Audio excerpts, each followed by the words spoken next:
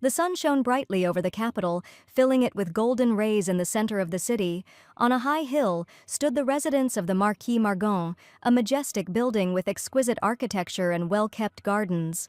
The heroine's pink hair, shimmering in the sun, resembled delicate rose petals, and her light dress made of fine silk flowed over her body like a waterfall. She looked with a smile at the young man who stood in front of her, slightly embarrassed. The heroine sat opposite the young man, saying that she was not going to have a lavish wedding and wanted to live in the north. The young man warned the lady in advance that she would not have much time to relax in luxury because she had to be a responsible housewife. Frowning, the young gentleman suggested that his wife had no intention of becoming a housewife. But the heroine was only thinking about how much she needed to buy to celebrate the event at the highest level. It was as if she had not heard the words that her future husband was going to make a real housewife out of her, because that was not her role at all. It is not for nothing that they say that the lady is the queen of social life, with smooth hair and clear skin, and it is not surprising that the crown prince quickly fell in love with her. A few days ago, a funny incident occurred in the ballroom of the imperial palace, and one of the high-ranking young men decided to listen to the opinion of a socialite lady and shaved his head bald. The crown prince understood that one could not fully believe the rumors, but perhaps some of them were still true. Outwardly, the girl was quite suitable for the role of an ideal socialite, and the prince was extremely captivated by her beauty. After discussing important details, the heroine admitted that she agreed to marry the prince. Considering this a wise decision, the young man stated that people could not refuse anyway because of the contract. The prince was completely confident of his victory, but suddenly the heroine asked who told him that she was going to marry him, and what was his surprise when the lady said that she was going to marry not him at all, but his great father. This story began too long ago, and it all happened approximately 300 years ago. One day, the hero's ancestors decided to make a contract. If any of them ever had descendants, they would definitely be engaged. It was just a joke promise from the old people, but the problem was in the paper itself on which the contract was signed. It was magic paper, and even if you burn it in your head or throw it into the deepest sea. She still returned back to her place, and no one could destroy the contract because it made no sense. The prince told the lady about an important point, because if the contract was violated, a terrible misfortune would befall the family. The originally timid heroine would have succumbed to Gilbert's pressure and would have agreed to his proposal of marriage. But the modern world's Mrs. Kim was completely different, because she already knew how this story would end, and long ago there had been Gilbert, the eldest son, who had been stopped by the Grand Duke, but the second son, Rayhan, was alive. Rayhan had a kind heart and a talent for great magic, and he became the main character of this novel. The envious Gilbert was overcome with a sense of inferiority, and he always hated the boy because he was sure that all the glory would belong only to him. It was Gilbert who became the main villain of this novel, and he only dreamed of destroying the young man in order to take his place. Only 1 year passed before Gilbert took as his wife the daughter of a noble and honorable family. Yes, that's right, and the unfortunate woman who became the villain's wife was the heroine Maevia. Her family was on the verge of bankruptcy due to a series of bad investments, and the heroine could not refuse the threat of Gilbert, who decided to take advantage of the family contract. One day, while spending hellish days in the north, the heroine thought that perhaps it would have been better if she had not married at all, and if she had been born again, so as not to repeat the same fatal mistake. But this story will not be repeated again because Mrs. Kim, reincarnated in the body, saved the dying clan, and so much so that the rooms were filled with gold and silver. And now in front of the prince sat not the timid and sweet Maevia, but a lady who could defend her opinion. Having heard that the girl was going to marry his father, the young man was outraged that she was allowing herself to do this, and how he had managed to annoy her so much. Maevia made a surprised face and asked what was wrong, since she was just trying to fulfill the terms of the contract. The lady smiled and replied that she was genuinely interested in his father as he had raised such a wonderful man, and she would very much like to meet him. And most importantly, his father was still single, and Maevia was sure that it was with him that the contract should be concluded. She asked the prince to look at one point where it was stated that there was no limitation on age, social status, or other factors. Although the prince carefully looked through the entire contract, he did not notice that there was actually something like that there. Not understanding what this woman wanted to get, the young man became indignant, because everyone in the empire knows that the Grand Duke is an old man. The prince asked what she wanted, dresses or jewels, and how greedy she had to be to not be satisfied with the title of Grand Duchess. The prince also assumed that the lady was probably behaving this way because of his origin, and that alone was a significant reason. MANHWA had no intention of tolerating the young man's rude behavior and asked the maid to take Sir Gilbert away, even though he had not yet finished his speech. At parting, she asked him to convey her greetings to the Grand Duke, calling the prince his dear son. The prince was extremely outraged by the behavior of the young lady, and he did not understand at all why the lady decided to behave this way. The Grand Duchy of Kalaki, located in the north, was known for its harsh winters and majestic landscapes. The snake, with scales shimmering with all shades of emerald and malachite, slowly wrapped itself around the lion, and its movements were graceful and careful. The snake crawled up to its master and asked in a human voice how long he was going to sleep. Edis Kalakis was the lord of the northern lands, and everyone knew him as a serious and irresponsible lazy person. But even compared to Gilbert, this devil-like man was much better for the heroine. About 10 days ago, a young man came to the heroine's palace on the orders of Mr. Gilbert. 7 days ago he came again, and all this time he was asking if Lady MANHWA could appear today. Then the young man came again and with tears in his eyes asked the lady to meet Gilbert at least today. Every day he hoped that the lady would agree to meet with the prince, but she refused, and the young man understood that he would hardly be able to fulfill the assignment. Mrs. MANHWA sat at her desk in her cozy office, enjoying her morning dessert, each piece a true work of art, bright strawberries and raspberries harmoniously combined with a light vanilla flavor. MANHWA cut off a small piece and, closing her eyes, enjoyed every moment, but at that moment the maid ran into the office. Sarah said that Mr. Gilbert had sent a gift, and didn't the lady want to know what it meant? As it turned out, the gentleman sent the lady a basket of chrysanthemums, which Sarah called mourning, declaring that the young man's rudeness had no limits. Looking at the basket of white flowers, MANHWA thought that he probably didn't do it on purpose. Surely white light looks nice, and that is why he decided to send white flowers, because the young man was one of those who consider all flowers to be the same. But Sarah was outraged and angrily declared that in the house of the Grand Duke, they do not teach even basic norms and manners. Gilbert had a terrible temper, and the lady knew it very well, but instead of sitting down, this morning she suggested to Sarah that they go out somewhere and have some fun, and their main goal was not to return to the palace until they spent all the money. Mrs. MANHWA always bought her clothes in the most expensive salons of the empire, and when she arrived, the employees were busy only with her, and closed the store for everyone else. After all, it was a great honor for them to serve Lady MANHWA herself, who was the eldest daughter of a famous Honorable Morgan family. In one of the fashionable salons, the lady gathered her lady friends, and the employees were incredibly happy that they were visited by a respectable lady of the empire. The aristocrats were incredibly happy that Mrs. MANHWA invited them to the fashion salon to choose their outfits. The third Marquis's daughter, Charlie, admitted that she was just thinking about what to wear for Monica's birthday. In response, MANHWA smiled and stated that she was incredibly grateful to the girls who agreed to join her today. One of the nobles felt terrible remembering her last birthday, but now she could calm down, and MANHWA invited her to choose a dress with her. Once at a social reception, a lady tried to disgrace an aristocrat who did not like her dress at all. This time, MANHWA asked Charlie not to worry, promising that Monica would pick out an outfit that the lady wouldn't even be able to squeak. At the same time, a respectable lady drove up to the salon, but the employee told her about a client who had come here earlier and booked the salon, but the lady was sure that she could come at any time. The lady was outraged, since before she could come at any time, and the doors of the salon were always open for her. The employee assured that there were already visitors inside, but the lady was sure that everything was in perfect order, and judging by her voice, her friend was in the salon. The lady with the long red hair was the eldest daughter of the third Marquis Elaine, named Monica, and she declared that the person in the salon was definitely her friend. Monica resolutely entered the salon, although the employees did not let her in, and seeing her, MANHWA asked if something was wrong. When she saw Charlie, she burst out laughing and declared that no matter how much a lady spent on a dress, without a sense of style, it would be worse than a rag worth 1 silver coin. Charlie replied that the lady had agreed to help her with her choice, and perhaps Monica should not forget her nose where she was not asked.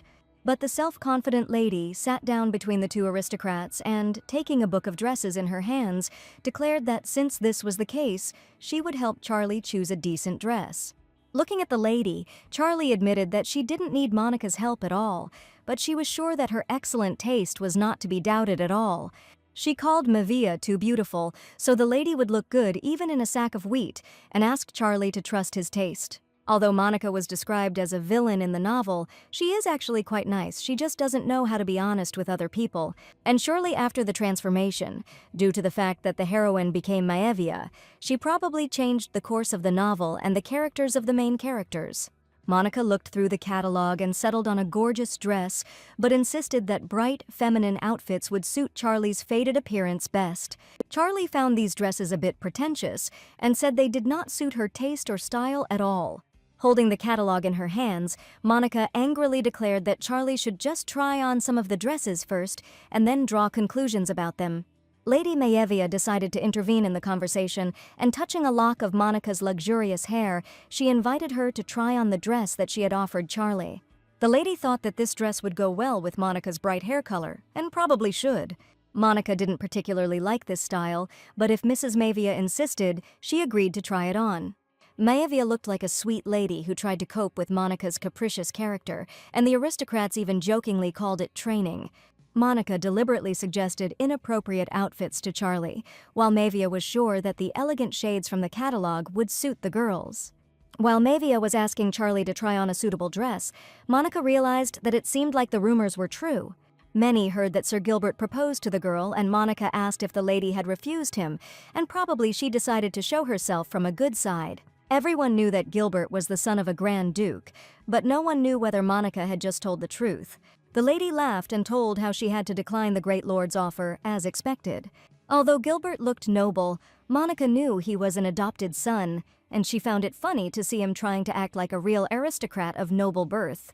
Charlie noticed that Monica was acting too brazenly, and her expression was being denigrated through other people. After Charlie's words, the lady became indignant because she was sure that Maevia deserved more, and if she got married, she would have to go to that barren north.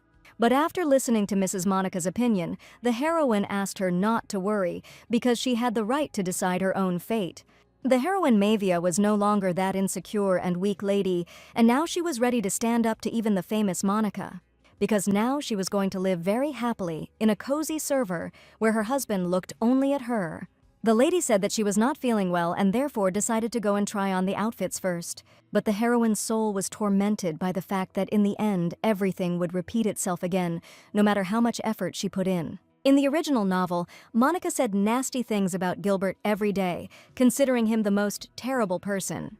Slander began to be considered the heroine's words, and as soon as she accidentally nodded, everything ended in a beating. But one day this was not enough, and Monica decided to climb into his bed. It would have been better for both the heroine and Monica to never have met such a scumbag like him, and that is why Maevia tried to change her fate. Maevia calmly went to try on her new dress, but suddenly she heard a familiar voice behind her. It was Prince Gilbert who decided to visit the fashionable salon, and he probably really wanted to meet the lady whom he considered his future wife. She sighed, knowing that Prince Gilbert had come again, and despite all her attempts to avoid meeting him, he would not leave her alone. Maevia felt irritation boiling inside her. She didn't want to meet the prince, and their conversations always ended in misunderstanding. Her heart was drawn to freedom and independence, and Gilbert, though a noble man, represented everything she wanted to get away from. Lady Maevia felt a surge of anger and disappointment, and her heart had long been determined to go her own way. All this time the lady had been lying to the gentleman that she had a high temperature, and now she confessed that if she couldn't buy a new dress, the illness would definitely get worse, and since there was no medicine, what else could she do but go shopping? The young man only laughed in response, and the heroine thought he had gone completely crazy, although he had never been normal from the very beginning. He was sure that Maevia just wanted to see him angry, and that was why she was acting like that. He still couldn't believe that she was going to marry his father and that she was really saying it, but now the prince grabbed the lady by the hand and asked her not to go too far with her pathetic antics. The prince declared that his patience had run out and he was no longer going to tolerate her impudent behavior. As soon as the heroine lost her vigilance, the prince immediately showed his true face.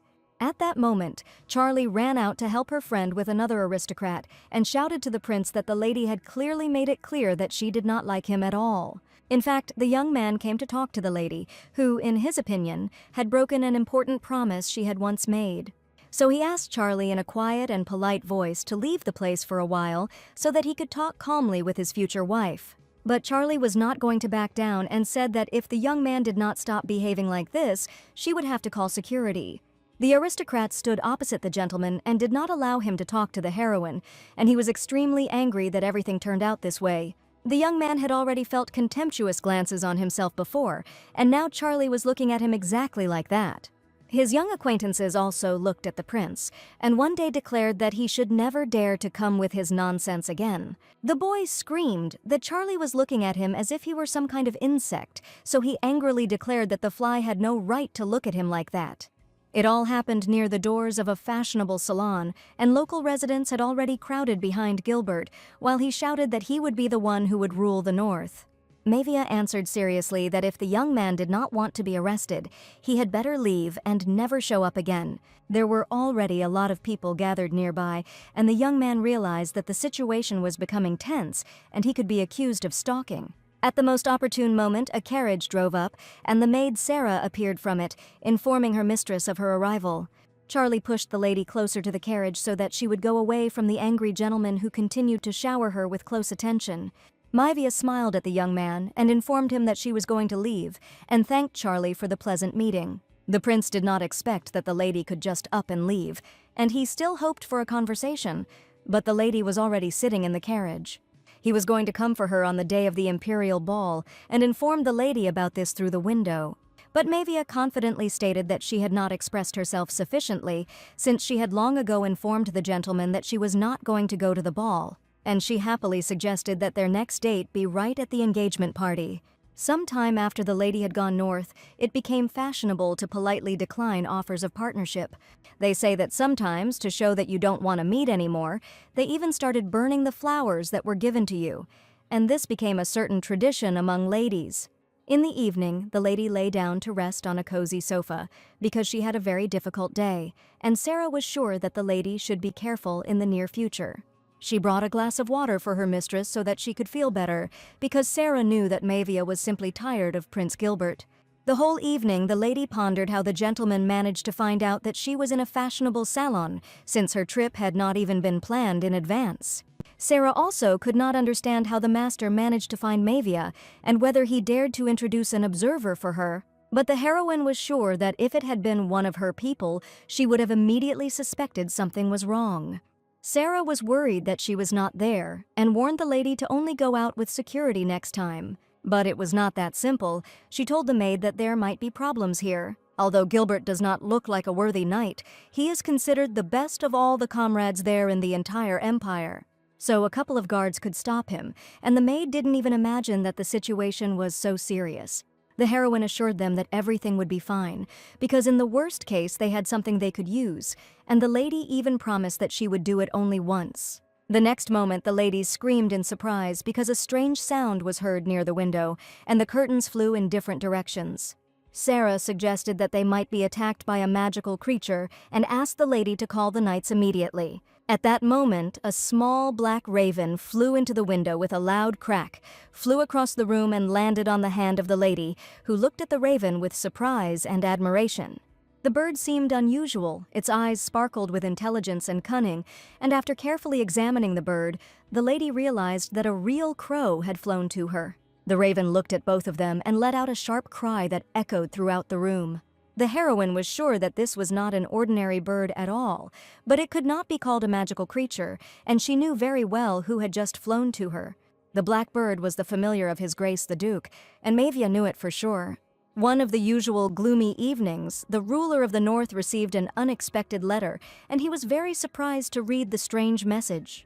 He had never thought that Lady MANHWA might view their relationship in such a light, and he knew her to be an intelligent and independent woman, but he had never imagined that she might be interested in marriage. That is why the young man sent the little raven to find out what was really going on. He ordered the bird to fly out and find out what Gilbert was up to, and also asked it to find out about another girl. The black bird flew to Lady MANHWA, and thus the ruler of the North was going to follow her. Who would have thought that among the Duke's familiars there was such a cute, magical creature? At this time in the capital, at the estate of Duke Calacus, everything was not so calm after the recent conversation with the lady. Broken bottles of alcohol were scattered around the prince, and the young man himself sat in the middle of a dark room and could not understand who this girl thought she was to look at him with such a look. The young man was confident that in the future he would occupy a high position and become the most famous and respected ruler of the empire. The prince was set to become the future head of House Kalakis, and he could not believe that Lady Mavia would dare to reject him.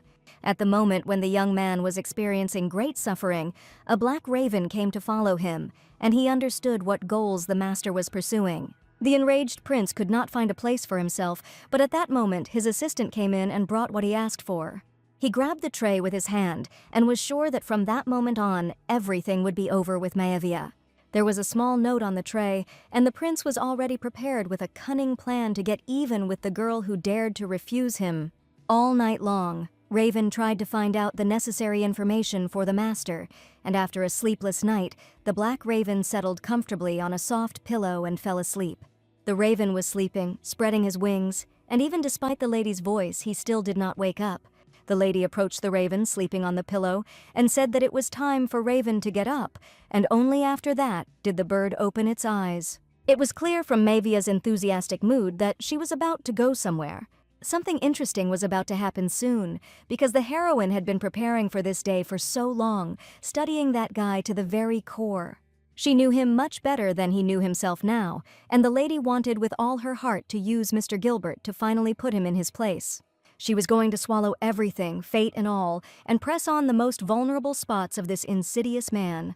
In the afternoon, she equipped her horse, and the maid Sarah was worried that it would be difficult for the lady to cope alone, but Maevia had already thought of everything. She was sure that nothing terrible would happen, and Alice's horse would not be harmed either.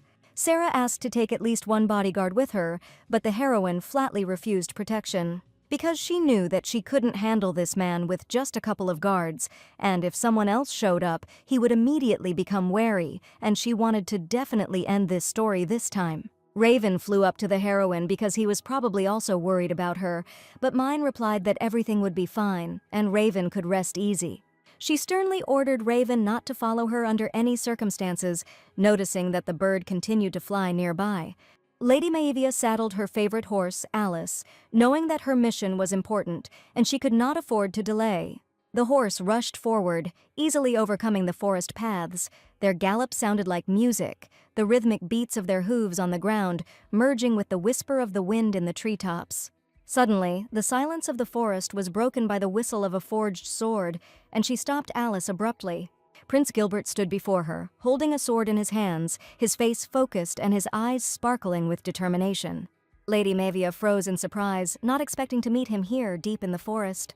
Seeing the girl's surprise, the young man admitted that he just wanted to say hello and asked her not to look so warily in his direction. In response to his speech, the heroine stated that she did not expect an apology at all and asked the gentleman to answer from the road. The prince seemed not to hear the lady's words and only noticed her excellent posture and asked if she had taken riding lessons. The lady was indignant. Did the young man really stop her on the road just for the sake of the nonsense he had just asked? She felt the tension in the air ease a little, but she still remained wary. Gilbert confidently stated that he was going to give the lady another chance to accept his proposal and go to the ball with him, and his father will never allow Gilbert to marry the well-known Maevia. But the thing was that his father had a completely different opinion about his son's wedding. He treated people like animals and used them as tools solely for his own purposes and benefits. Now he did not need a bride from another family who could lay claim to the family's material benefits. And even if he allows the marriage to take place, he will still throw away an innocent lady and will never protect her from the wolves. The heroine considered his father to be much more merciful than the gentleman had just described. Despite the fact that the young prince lagged behind his younger brother and always did what he wanted, he was considered a man who would only ruin the reputation of the family and who would never become a great ruler. Maevia loudly declared that there was not the slightest attraction in Gilbert, and that was why she was not interested in him at all. She didn't want to hide her opinion from the impudent Gilbert any longer, and she would only be glad if he finally left her alone. After these words, the heroine thought that Gilbert would finally understand everything and wished the young man a good ball. Looking after the lady who was leaving on her horse, the young man angrily whispered that she had just missed her last chance. And he really wanted to make the girl regret it for the rest of her days, because he was sure that he was her only destiny. Grabbing his sword, Gilbert became completely angry because the lady had just dared to humiliate him again. He ran after the horse, shouting that he would do this and Mavia would not be able to go to any lengths. Lady Mavia, confidently dismounting from her horse, landed on the ground with an ease that would have surprised anyone. She somersaulted like a true knight and stood up on her feet, ready for action. Prince Gilbert, who was standing at a distance, raised his eyebrows in surprise. He did not expect to see such a reaction from Lady Mavia. His sword was still in his hands, but he did not intend to attack. But she was already too close. With every step, her confidence only grew. She knew that she had to show him that she would not tolerate his arrogance, and with one blow she knocked the sword out of the prince's hands. The sword flew far to the side, and standing on one leg on the horse, the heroine said that at first she tried to speak politely with the prince. Lady Mavia stood before Prince Gilbert, her eyes flashing with anger, unable to contain her emotions, and declared that she was not afraid of Gilbert, whose face turned pale from the unexpected words. The heroine's story began about 11 years ago, when she was still a very little girl. One day, on a busy street, a man approached her and told her that he would soon die. Then the little heroine thought that the devil was standing in front of her, hiding under the identity of an old man, and it was not without reason that he came to her and offered her a deal. It was a form of evil that was never mentioned in the novel, and the devil claimed that he could give the girl great power that no one could ever defeat. Although the little heroine's entire body was frozen with horror, she instinctively understood that she could die if she refused the devil himself. So the girl grabbed the man by the robe and promised that she was ready to make any grave for him. The devil always carried with him a box with vials containing his blood, and he ordered the girl to drink it whenever she needed strength. The devil's blood also had some side effects, and the heroine would only be able to borrow the devil's power for a short time. The little girl was embarrassed by the sight of real blood, but the devil promised to make strawberry-flavored blood especially for her, and for the devil, this man was kind enough. The heroine became a grown-up girl, and with each year her self-confidence only grew, and everyone considered her a real witch. Gilbert realized that Mavia had made a contract with the devil himself, and he didn't know that his words were not a joke at all. The prince called the girl a vile coward and ordered her to return so that he could report everything to the imperial family. After his words, Mavia laughed even harder, and the young man was about to report that a weak lady had attacked him in the forest, and probably no one would believe him. And even if he were an emperor, he would definitely believe a weak lady, and the heroine decided to take advantage of this. Prince Gilbert gritted his teeth as he watched Lady Mavia's antics, her anger and stubbornness beginning to irritate him. But for some unknown reason, the prince felt a power from her that was similar to his father's, and most likely even more powerful than his. All this time, Raven watched the heroine and transmitted information through a magic ring that could show an image. And Raven wasn't the only one watching her, and right now the ruler of the North was looking at her calm face. Looking at the girl's behavior, the young man thought that she probably predicted his every step. While Mavia was laughing at the angry prince, at that moment Gilbert's friend named Cullen Turner rode up to them.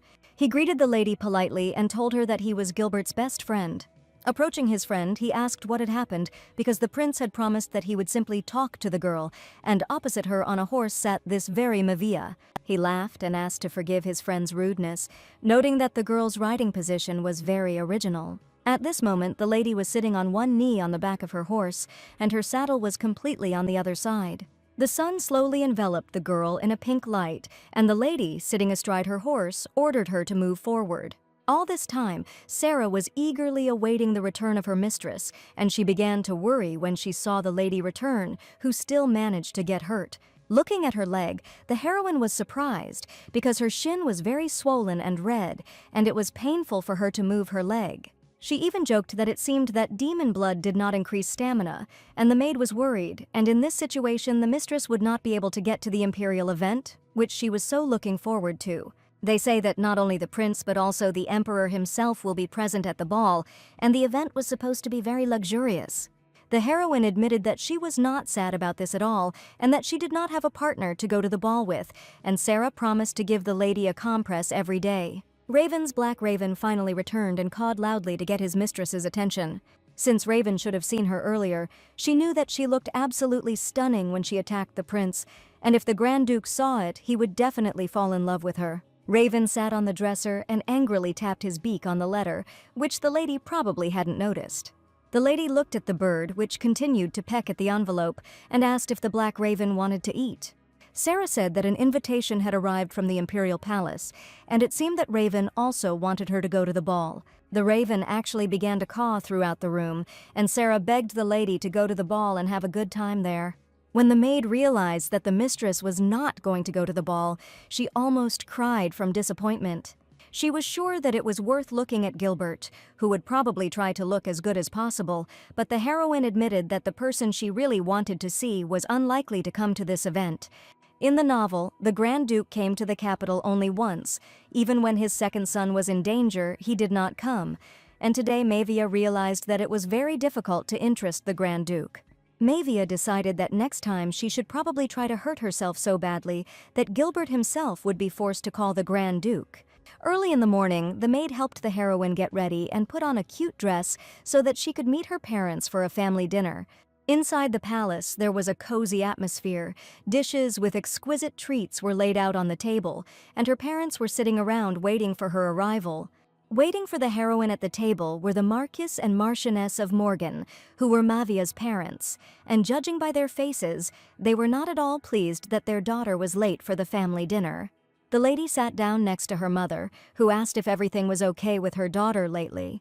She probably felt that the girl might have some problems, and asked her if something happened to her while eating to keep it to herself, and calmly talked to her parents. After such a noise, it was not at all surprising that they could find out about the affair with Gilbert, and the heroine understood perfectly well that she could turn to her parents for help. But judging by the original novel, the parents were always indifferent to their daughter, and she only had to watch them go.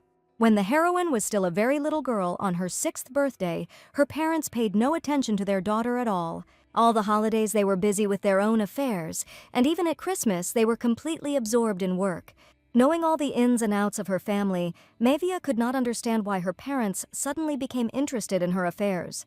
The father asked his daughter not to worry too much, promising that the family was able to cope even with what their child had caused.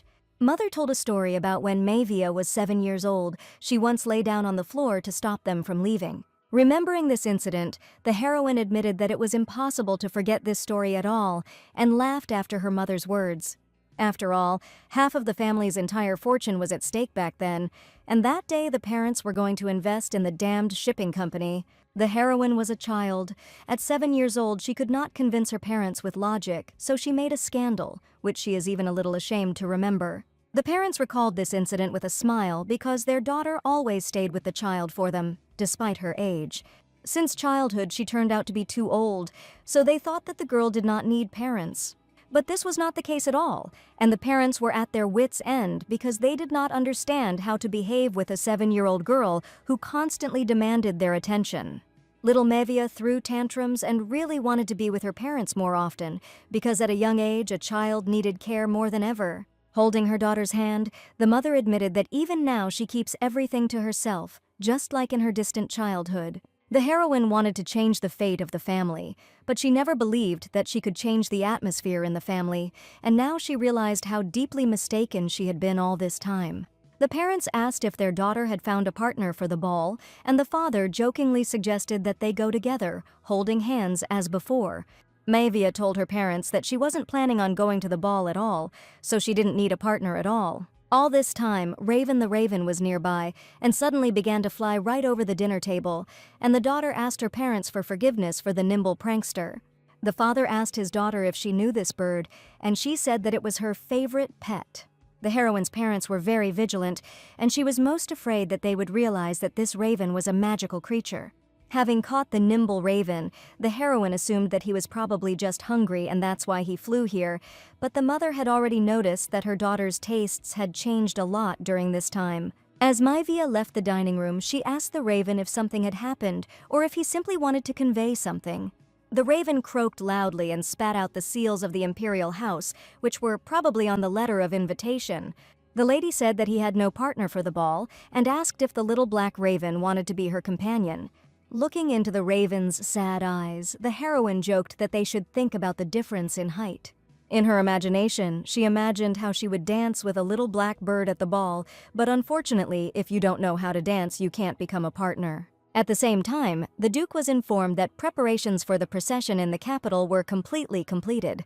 The assistant stood in the ruler's office and wanted to know when he was ready to give the order to depart. Night enveloped the palace of the ruler of the north. The moon shone brightly, reflecting in the snowy expanses, and the stars twinkled like precious stones on the dark velvet of the sky, and a magical light appeared in one of the windows of the palace. The raven flew to the owner, turning into a man. His face was focused, and his eyes glowed with determination, because the night was a time of strength and magic, when the boundaries between worlds become thinner. The heroine briefly visited her parents because she wanted to tell them something, and thanked her mother and father for inviting her to the ball. This time, Mavia wanted to allow herself to act childishly, and her parents assumed that it was about an old contract. The daughter confidently stated that she would like to fulfill the conditions of that contract, but her father and mother did not at all expect to hear such a decision. Everyone understood perfectly well that, except for Gilbert, there were only children left among the men in that house. But no one knew that there was still one unmarried person left in their family, and the heroine was going to tell her parents the whole truth about her plans. The person in question was Duke Kalakis, and he was known to everyone as a gloomy old man with gray hair. After listening to me and my daughter, my mother admitted that she understood her perfectly, but my father did not understand how a lady could give permission for this wedding. It seems that only now did the mother truly understand her daughter, but all this time she had no idea to whom the lady had given her heart. She asked if her daughter had made arrangements with the Duke, and warned that first they should make up for what they lacked in communication, and suggested arranging a family trip on the day of the ball. Mother suggested going to Elysia, but it was a country on a neighboring continent that the heroine had heard about.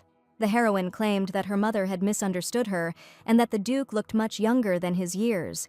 But the Marquise, with a smile on her face, asked her daughter to quickly pack her things, because she had decided to go on an exciting journey. Lady Mavia was preparing for the upcoming ball. The soft purple dress she had chosen for this special occasion exuded elegance and grace. Then she noticed the fan, which was her favorite accessory. It was made of fine silk with an exquisite pattern of flowers in soft purple and gold tones, just the same color as her dress. Maid Sarah noted that for a lady who didn't want to go to the ball, Mavia was very active.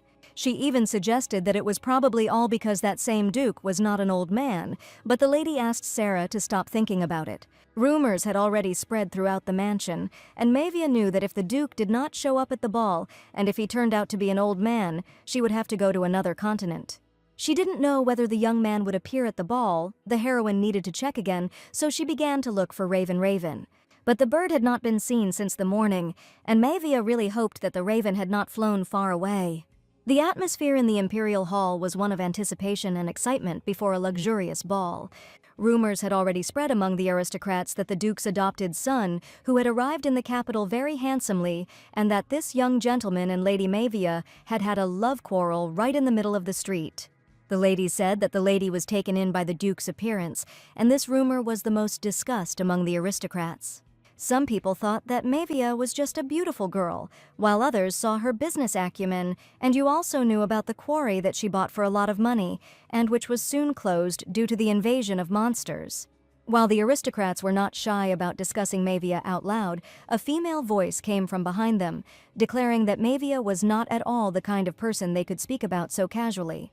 Mavia's first step was to head to a long table laden with exquisite appetizers and glasses of wine, the white wine served in crystal glasses that shimmered in the light like precious diamonds. Taking a few steps away from the noisy crowd, Lady Mavia found a secluded corner of the hall where she could enjoy her drink in silence. Maevia was most interested in why the Duke had not yet shown up at the ball, and when Raven spat out the imperial seal from the letter, she realized that this was a hint at the Duke's appearance, but she was probably wrong. She turned around and saw Lady Monica, who was known not only for her beauty, but also for her sharp tongue and skill at weaving intrigues. The heroine didn't even notice that she said "Bro Duke" out loud, and Monica just happened to hear her words, and Mavia realized that the situation was not very pleasant. Mavia knew that Monica would laugh, the Duke would look like a wrinkled old man, and as soon as she imagined it, she immediately began to feel wildly stressed. But Monica came with a completely different question and wanted to know why the lady was not responding to the letter she had recently sent. Not understanding what letter was being discussed, the heroine admitted that she did not remember receiving any messages from Monica. Monica's indignation knew no bounds. She was sure that Mavia simply did not consider the letter worthy of an answer, although she expected a message from her every day. Lady Mavia held back a sigh. She knew Monica always knew how to catch her interlocutor in a weak spot, and feeling a slight irritation from her words, she still tried to remain calm. Mavia breathed a sigh of relief, knowing she had to be careful when dealing with such a woman. She asked the lady for forgiveness, saying that too many disturbing events had happened recently. The heroine decided to play up the situation, and taking the girl by the hand and smiling sweetly, she admitted that she had lost her temper, and Monica was obliged to forgive her in any case. Pushing the girl away, the lady said that it would be better for her not to do anything for which she would later have to apologize. Monica didn't want to give in to the banal compliments about her beauty, but Mavia didn't even say a word about the red-haired lady's attractive appearance. In fact, Monica did not come for empty talk. She wanted to discuss an important matter that concerned the territory that belonged to Mavia. The conversation was about the stone quarry that the heroine bought 10 years ago, which is still teeming with terrible monsters. Since Monica supported the researcher who studied these monsters, she asked if Mavia could sell her these lands. After listening to the question, Mavia admitted that it was probably impossible, but Monica was sure that this land was completely useless for the lady. She only wanted to take care of Mavia's honor, but suddenly the butler's voice was heard, announcing the arrival of Mr. Gilbert. The aristocrats and guests, dressed in their most luxurious attire, were gathered in the hall, discussing the latest news and anticipating the evening's entertainment. And as soon as the prince's arrival was announced, all the guests prepared to see him. All eyes, full of admiration and delight, were directed towards him. Gilbert was the embodiment of elegance. Tall, and his uniform, decorated with gold embroidery, emphasized his stately figure and gave him an aristocratic grandeur. However, in the midst of this sea of delight stood Lady Mavia, who watched what was happening with displeasure. She couldn't understand why everyone was going crazy about Prince Gilbert. His charm seemed superficial to her, and his manner arrogant. The aristocrats, as if enchanted, began to whisper among themselves, discussing his appearance and dreaming of attracting his attention. Mavia didn't even have time to notice how Lady Monica headed towards the prince and, smiling broadly, approached him to express her respect. But what was Mavia's surprise when she realized that Lady Monica and Gilbert knew each other, and they had definitely seen each other before. As the prince approached the ladies and began exchanging pleasantries with Monica, who was renowned for her beauty, Mavia felt a surge of irritation. Mavia tried to quickly approach the prince, and taking Lady Monica by the hand, asked him to continue their conversation about an important matter. Lady Mavia was the only woman in the room who did not succumb to his charm, and this only fueled his interest in her even more. Upon seeing her, the young man immediately paid attention to her, and in front of the aristocrats, greeted the lovely lady and said that he was glad to see her in good health. She decided to stay true to herself and her beliefs, even if it meant standing up to every other aristocrat in the room. Therefore, she was not at all embarrassed to answer the prince as she saw fit, after which the young man called her very witty, because she did not want to communicate with him at all, even despite his high title. The attention of the aristocrats was drawn only to the prince and the lady, who insisted that she had nothing at all to talk about with the young man. She was sure that Gilbert could talk about her power as much as he wanted because no one would believe him anyway. Unexpectedly, the prince declared that he would never defame the honor of a respected lady, and with these words, the prince suddenly dropped to one knee right in front of her. There was a murmur of surprise and admiration in the hall as the prince openly proposed marriage to Lady Mavia. It was hard to refuse a public offer, and the prince understood that even if the lady refused, she would still not be able to marry her father, and she would have no choice. The next second, the young man took out a precious box from his pocket, which contained an engagement ring with a luxurious pink stone.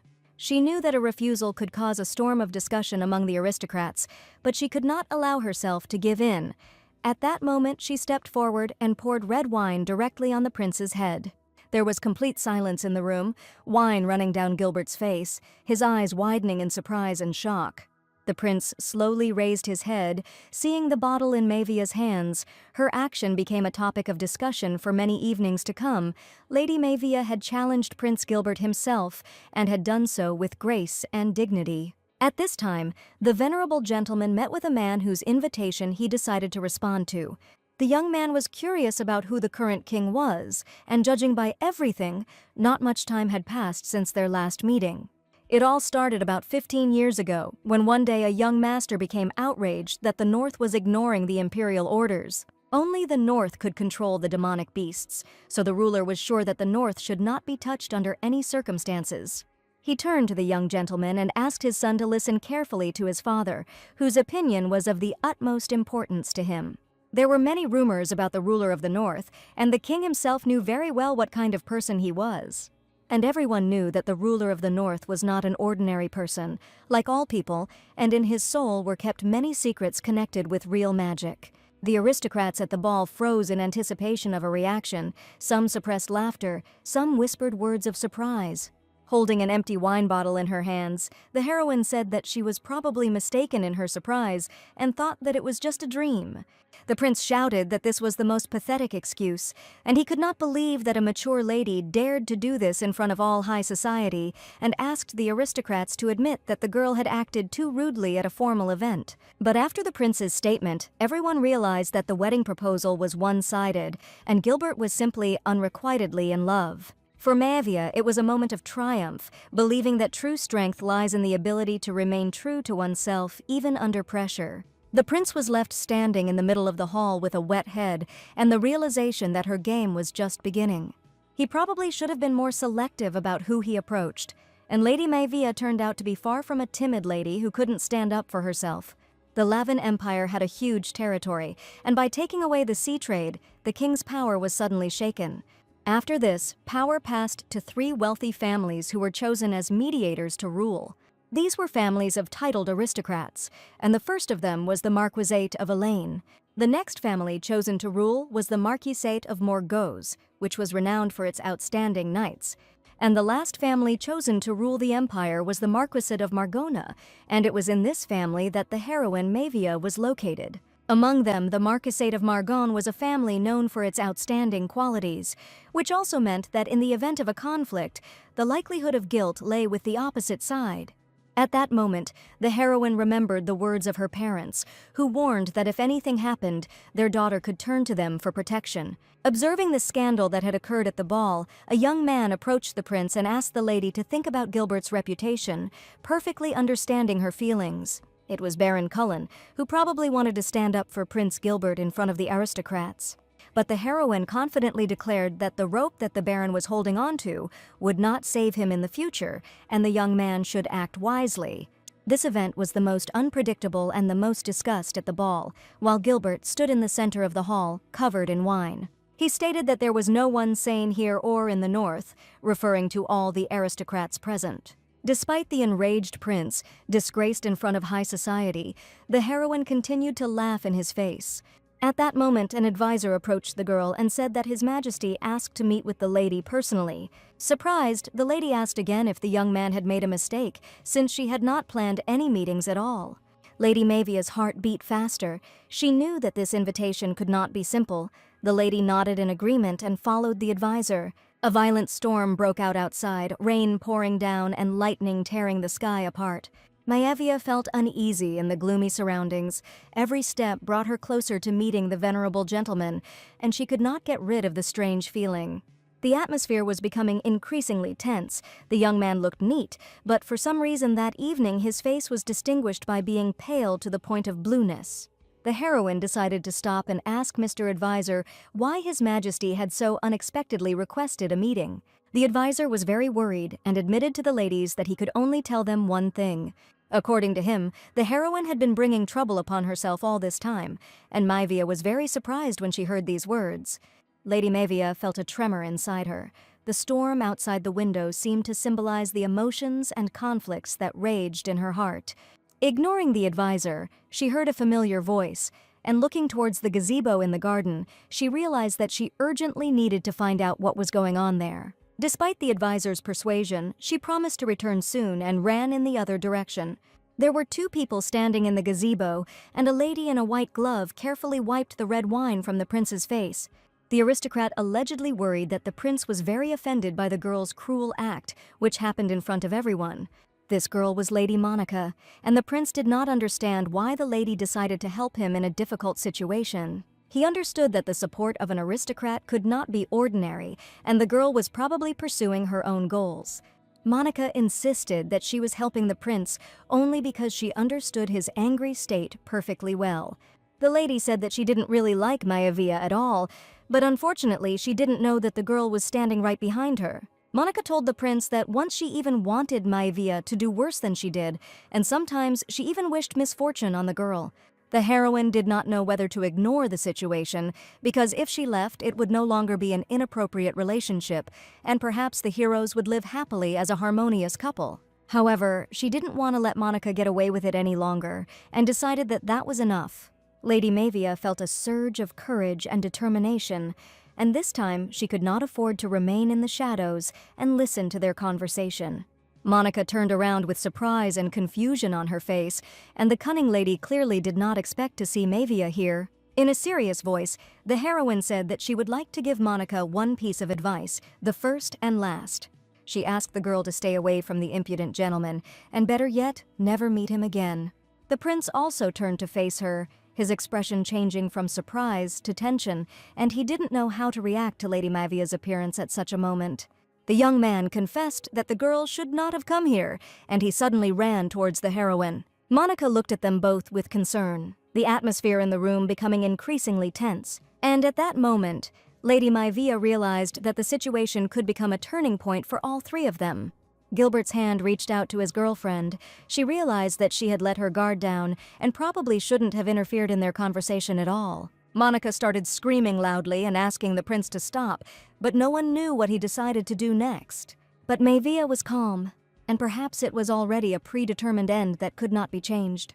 She was already prepared for any outcome of events, but at that moment the prince's hand was sharply pulled away by a young man who unexpectedly appeared in the courtyard of the imperial palace. The prince begged his master to let him go, but the young man said in a frightening voice that it was time for Gilbert to go home. None of them expected to see the ruler of the north here, and a young man with pale skin, dark hair, and bright blue cold eyes appeared before them. The descriptions of the Duke throughout the story were quite strange, and it was known that the young man was strong enough to subdue ferocious monsters with ease. He hardly ever left his chambers, and very few people saw him, and those who had even once seen the Grand Duke could not open their mouths. In the long corners of the eyes, as if in the strokes of the devil's brush, there was hidden an extraordinary seductiveness, and this description from the novel is quite sufficient. The Duke's unexpected appearance made her cover her mouth with her hand, because no one expected the honorable gentleman to be here at this time. The prince pleaded that the whole situation was a complete misunderstanding, and for some reason called the Duke his father. But Gilbert had already been captured by the guards, and he was screaming for the guards to let him go, and his father was allegedly incredibly merciless only to him. Everyone knew about the Duke's reputation for being harsh and merciless towards those who did not live up to his standards of honor and dignity. All this time, the king was watching what was happening from behind the bushes, and turning to MANHWA, he asked her for an important favor. It was he who arranged the meeting with the Grand Duke, and that is why the king asked the girl to tell the master that he left first. This meant that the Grand Duke had personally ordered his adjutant to call Lady MANHWA, and she had only just learned of it. The king felt his heart beat faster. He knew that his actions could cause discontent among many, but he did not expect such a sharp reaction from the Duke. The ruler of the north had great power, and even the king himself was afraid of this influential man. Therefore, he quickly ran out of the bushes so as not to meet the cold gaze of the young man, whom everyone was incredibly afraid of. The butler offered to escort Lady Monica, who was very upset by everything that was happening. Suddenly, MANHWA and the Duke were left alone, and the lady felt the venerable gentleman's gaze on her for the first time. Sure, the boy looked like the biggest villain, but he probably wasn't so scary that he would run away at the first meeting. And no matter how much the heroine looked at him, the only thought that was spinning in her head was that this young man was incredibly handsome. The Duke immediately asked why the girl had rejected Gilbert's proposal of marriage, since he seemed to be a suitable candidate for a husband. The Duke was not a man who liked idle talk. He immediately decided to find out why the lady decided to marry him, and he wanted to know the real reason. The heroine knew the answer to this question perfectly well, but now she needed to say something else. She couldn't tell the Duke that she knew of a future in which she had not chosen him. In the original story, immediately after the wedding, Gilbert sent the lady north, and the lady could not resist his opinion.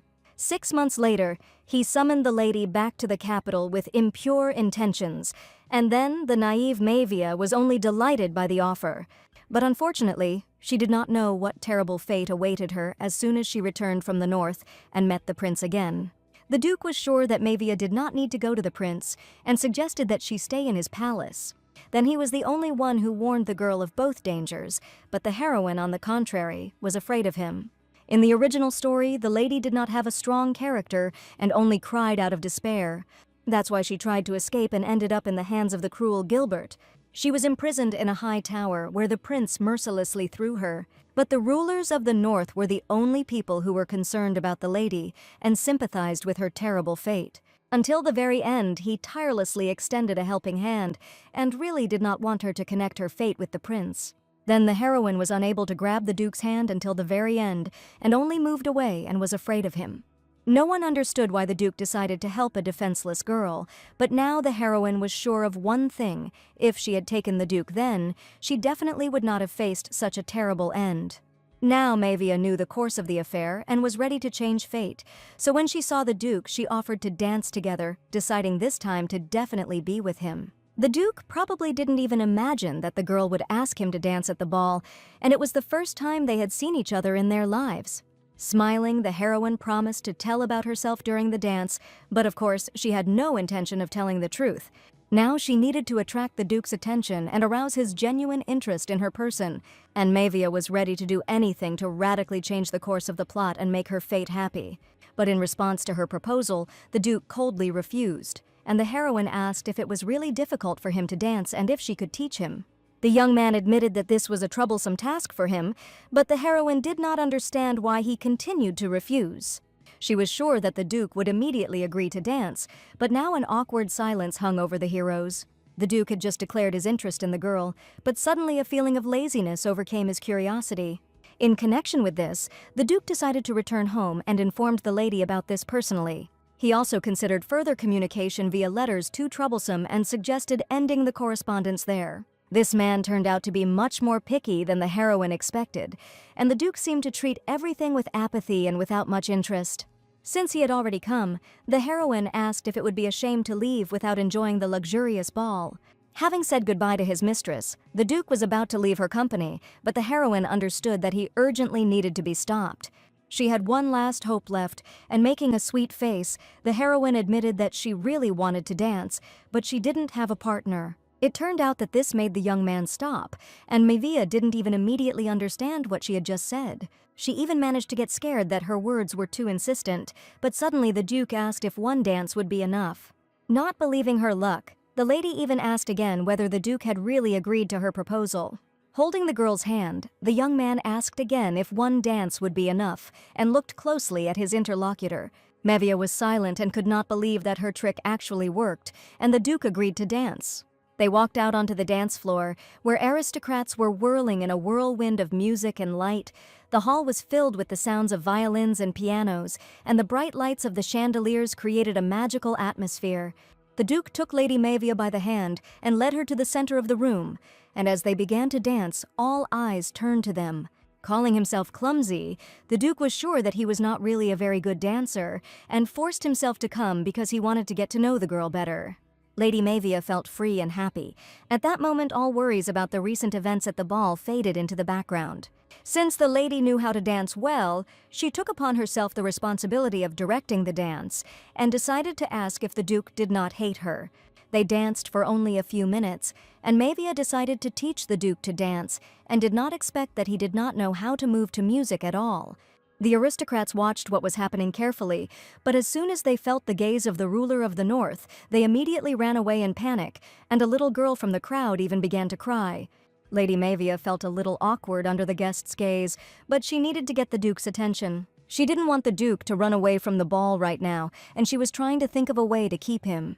Suddenly the music stopped playing, but the lady was determined and understood that now was her only good chance. She understood that they could dance without music. The main thing was to feel the rhythm and gain confidence. The aristocrats wondered why Mavia's daughter was dancing with such a man, but perhaps it was the most beautiful dance of all at the ball. Gradually, the Duke began to feel more confident. He began to think less about how he looked from the outside.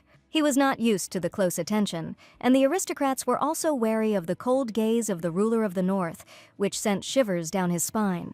The Duke began to move with her, although at first it seemed more like a struggle with his own body. At that moment, he realized that dance had become more than just a physical movement for him, but an opportunity to be closer to Lady Mavia and share this unusual experience with her. Suddenly, the heroine realized that they were circling in a slow waltz, and the man who had never even entered high society had suddenly learned to dance. In fact, the Duke had never learned to dance, and now he was incredibly glad that his dancing did not look strange.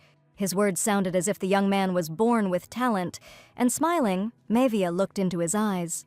The Duke would never have thought that he would be able to learn to dance right here and now, but now their magnificent dance was being watched by delighted aristocrats. The young man even did much better than the lady had expected, and the dance turned out to be not at all difficult for him. While the young man was dancing, he realized one very important thing, and for him it was quite unusual. The girl was not only not afraid of him, she openly expressed sympathy towards the Duke, when all the people ran away in horror from his mere glance. Perhaps it was one of her tricks, but this dance made the Duke think for the first time. They continued to dance in a slow waltz, and the young man finally decided to ask a question. The Duke felt that the lady was probably up to something and decided to give in to her prank. After the ball, Lady Mavia returned to her chambers, where a hot bath filled with aromatic oils and rose petals awaited her. She closed her eyes, letting her thoughts drift away from the noisy hall, the sounds of music playing in her head, and images of dancing with the Duke of the North appearing before her eyes. The words that the Duke was ready to give in to the girl's prank still whirled through her head. She was not even embarrassed to ask if the young man really wanted to say that he was going to marry her. This meeting made a strong impression on the heroine, and the Duke promised to meet her next time. And to the questions about the wedding, he answered that they should postpone the conversation until later, at their next meeting. Maevia did not expect the Duke to answer exactly like that, since he himself had recently refused to correspond, and now he had suggested postponing the topic altogether. Looking into the girl's eyes, the young man asked her to wait a little until it was a more suitable time. After these words, he left without saying anything else, and the heroine remained standing in place, impressed by what had happened. That night, the girl couldn't sleep, and she couldn't believe that the Duke could just disappear like that. If he doesn't appear again, then judging by the novel, he will only be able to return in 10 years. Taking the soft toy in her hands and wrapping herself in a blanket, the heroine decided to get some sleep first and then think about this issue. The teddy bear lay next to her, and Mavia was going to sleep as long as possible today, having received a lot of emotions from meeting the Duke. She had a strange dream about how the maid was tirelessly wiping the floor, and the mistress asked her to wipe it harder. It was a dream where Mavia was the real villain, and she was yelling that if I didn't like something, there would definitely be fried potatoes for dinner. But for some reason, Prince Gilbert was in the maid's costume, who asked that he not be given potatoes under any circumstances. And this dream was too strange. After such a stupid dream, the heroine felt sick, and her nausea was not at all due to alcohol. The maid even suggested that the lady go out later and brought wet wipes with her. The sun was just beginning to rise outside, and Maevia didn't understand why she should meet someone at such an early hour. As it turned out, Duke Kalakis was waiting for the heroine in the hall, and he arrived very early in the morning for a special meeting. Since the girl could not sleep half the night, in the morning she felt completely exhausted and was not ready to see anyone. Therefore, when she came out to the Duke, she suggested postponing the meeting if this visit was not so urgent. She did not understand why the young man was silent, he left yesterday, and why he returned in the morning, and she only felt very tired. Without even greeting him, the Duke uttered only one word, and that word was his name, Edis. He asked to call him that and to switch to informal familiarity, but the heroine admitted that her language can be harsh, and she usually speaks in a respectful manner. Then the Duke saw no other choice, since the heroine was not going to fulfill his request. He quietly snapped the fingers of his right hand, and the heroine eagerly awaited what might happen next. To her great surprise, a huge blue magic circle appeared above the girl's head, which appeared with a snap of the Duke's fingers. Frightened, the lady thought the Duke was going to get rid of his future wife, thereby revealing the contract. 2 sheets of paper with golden patterns suddenly appeared from the magic circle. Looking at the 2 documents, the heroine did not immediately believe her eyes, because it was he who was in front of her. The young man said that even if she wanted to sleep, she still needed to look at the details of the marriage. It was the marriage certificate from the contract with the ancestor with the imperial seal, and the lady wondered why the young man had such a gentle voice, and judging from the description of the novel, he should be lazy. She had the feeling that the Duke was not persuading a person, but a cat or a dog, and perhaps this was because he had supernatural powers. Looking at the certificate, the heroine said that next time the young man should warn her before disappearing. If he did that again, she was going to say some nasty things, but the Duke decided to just happily accommodate his wife's wishes.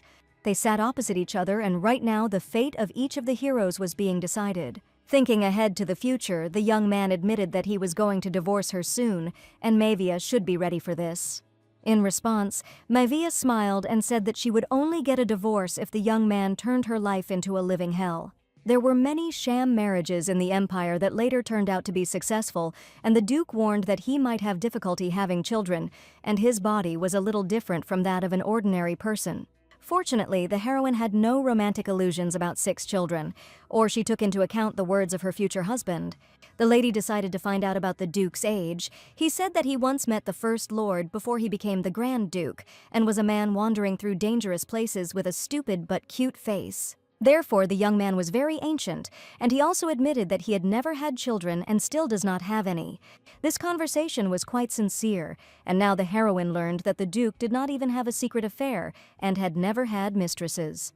But the young man asked to ask a question about how he was still alive, because didn't the lady understand that he had met the very First Lord? Mavia understood everything perfectly well, but now she was more interested in her personal life, and she wanted to ask about the secret of an incredibly long life later. If the young man ever wants to share the secret of his immortality, he can tell her about it. Now the lady was going to live in foreign lands, having with her only one maid whom she could trust. She could also encounter people who would hate her, but for some reason this thought did not frighten the lady at all. The Duke decided to find out about the conditions that the ladies were so desperately worried about, and depending on what it was, he was ready to agree to her proposal. Mavia had long since prepared an answer to this question, and stated that one bruise could cost the Duke 1,000,000 coins. Minor injuries cost 1,000,000 coins, burns will cost 50,000,000 coins, and fractures or amputations may be completely beyond the Duke's means. Also, a clause about death was added to the marriage certificate, and the heroine laughed and asked if the young man was ready for this. She pointed to a point in the document, but the Duke's gaze began to become tense. The Duke sighed, and was surprised at the terrible opinion the heroine had of his lands, which she had never even visited. Perhaps her words sounded funny, and what great heroine could suffer while living in a grand duchy? The lady was not an ordinary duchess, and in the future she was going to take over a place that had remained vacant for too long, and perhaps someone might like the unplanned arrival of a new power. Mavia was one of those who prepared for all possible outcomes of a situation, and that was why she asked the Duke to think of it as insurance. But the Duke did not know that the real reason was a little different, and at least Mavia's words were only an excuse. Gilbert Calacus was also heading north, and the heroine knew that when she arrived. Then she will arrive at the very time when Gilbert will be surrounded by a pack of his faithful dogs. Even if she was going to play by the rules, it didn't guarantee victory. The Duke suggested that if the girl was scared, she could take someone with her, and he was willing to allow every last soldier from the family's personal army to be taken. At first the girl seemed very brave to the Duke, but now she looked more like a frightened little rabbit. Placing the certificate on the table, the lady stated that the Duke could sign it first if he agreed to all the terms of the marriage. She deliberately got up from her chair and moved the document closer to the Duke, and at that moment she found herself very close to him. She noticed a rare shade of purple in the young man's eyes, and his eyes were like summer blooming cornflowers. The Duke's gaze reflected a sparkle like that of a shining violet star in the depths of a dark blue ocean. After these words, the heroine noticed that the young man became embarrassed and found his expression quite cute. Finally, the young man asked if the girl was definitely not afraid, and at that moment he was speaking specifically about himself, and not about the land or the wedding. The beautiful people did not frighten the heroine at all, and the young man asked if she really did not want to add any new conditions. He agreed with all its points and signed the marriage contract, and now it was Mavia's turn to pick up the pen and ink.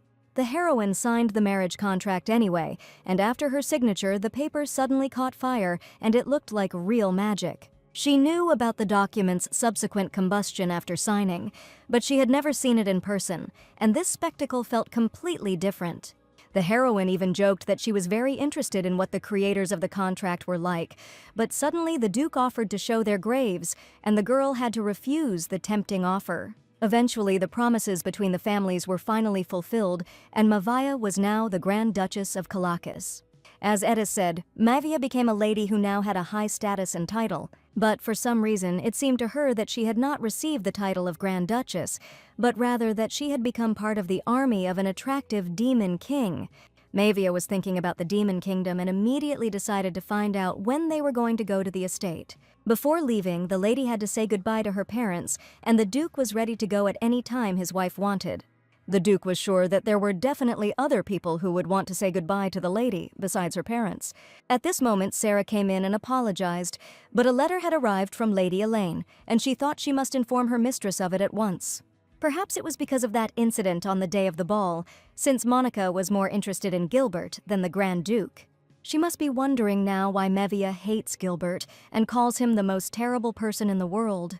As expected, Monica was asking for forgiveness and wanted to deliver a birthday invitation, and Mavia did not consider the letter too urgent. But Sarah insisted that the lady might need to hurry, and the messenger warned her about this. Because Lady Monica had set out on a journey following the letter sent, and was now on her way to visit Mavia to talk about everything in person. If she was going to come anyway, Mavia couldn't understand why she had even asked about a convenient time to meet. The Duke said he knew a place where the heroine could hide, but she had no intention of going to the Grand Duke's estate. Mavia probably didn't want to run into the master's eldest son, and he promised to take care of it if that was the only reason. Mavia jokingly stated that if the Duke was going to take care of this, then this place would definitely not remain on Earth. For the first time in the conversation, the Duke of the North smiled and stated that the place did not matter at all, and the heroine can always ask him about this if she needs something so that no one can find her. Slowly getting up from the sofa, Mavia suggested continuing the conversation in the living room, since it looked like another guest would be arriving soon. The young man smiled and said, looking at the girl's cute nightgown, he was very interested in what her everyday clothes looked like. Mavia didn't immediately realize what was wrong with her clothes, but as soon as she looked in the mirror, she wished it was all just a bad dream. Until now, she had been wearing a nightgown all this time, so she immediately asked Sarah to help her get ready as quickly as possible. She was so noble, it seemed she could change the currents of air. If she became a great duchess, all the glaciers of the world would melt before the goddess of spring. After the ball, the prince's life changed incredibly, and everyone still laughed at the situation that had happened. People told each other how Lady Mavia had refused the gentleman when he proposed marriage to her. The ballroom was in complete chaos. Lady Mavia was dancing with his lordship, and no one could understand how such a beautiful flower could get involved with the Duke of the North. Everyone was sure that it would be better if she married the second master, the one who was more than a century older than her. The two young men discussed the matter, and one of them wondered if someone so fragile and innocent could bear a relationship with a duke. The prince felt angry all these days, and it seemed to him as if everyone around him had gone mad. As soon as the prince heard Mavia being called fragile and innocent, he found it so funny that he simply couldn't help but laugh. He asked the hero, he probably wasn't interested in who she really was, and the principal could tell everything about the new Grand Duchess in detail. But the young men seemed not to hear his words, and the prince was indignant. Were these people really ignoring him now? In any case, it was time for them to leave, because no one knew when his lordship would decide to return. They were going to hide Gilbert from the sight of his lordship and Mavia, and disguise him well. Before leaving, the prince said that he wanted to say goodbye to his friends, and this was a very important condition. The young man even laughed. Could the prince really have friends? And could someone seriously be friends with such a fool? Gilbert screamed, how dare he talk to his master like that, and probably this young man is just blind and does not understand anything. But in response to this, the young man asked them to watch their language, because the master for them was not the prince at all, but the great Duke of the North. Gilbert needed to stop making a fuss, but the boy loudly declared that they probably hadn't come to their senses and that the disobedient dogs needed to be trained. And even if the young men were elite knights, Gilbert was sure that nothing terrible would happen if their blood was spilled right now. But if Gilbert's father found out about this, it would not be easy.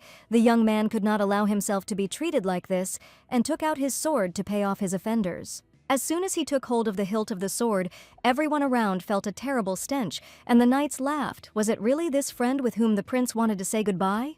Gilbert felt disgusted, laughed at and looked down upon by the knights after his sword somehow ended up in the stinking mud.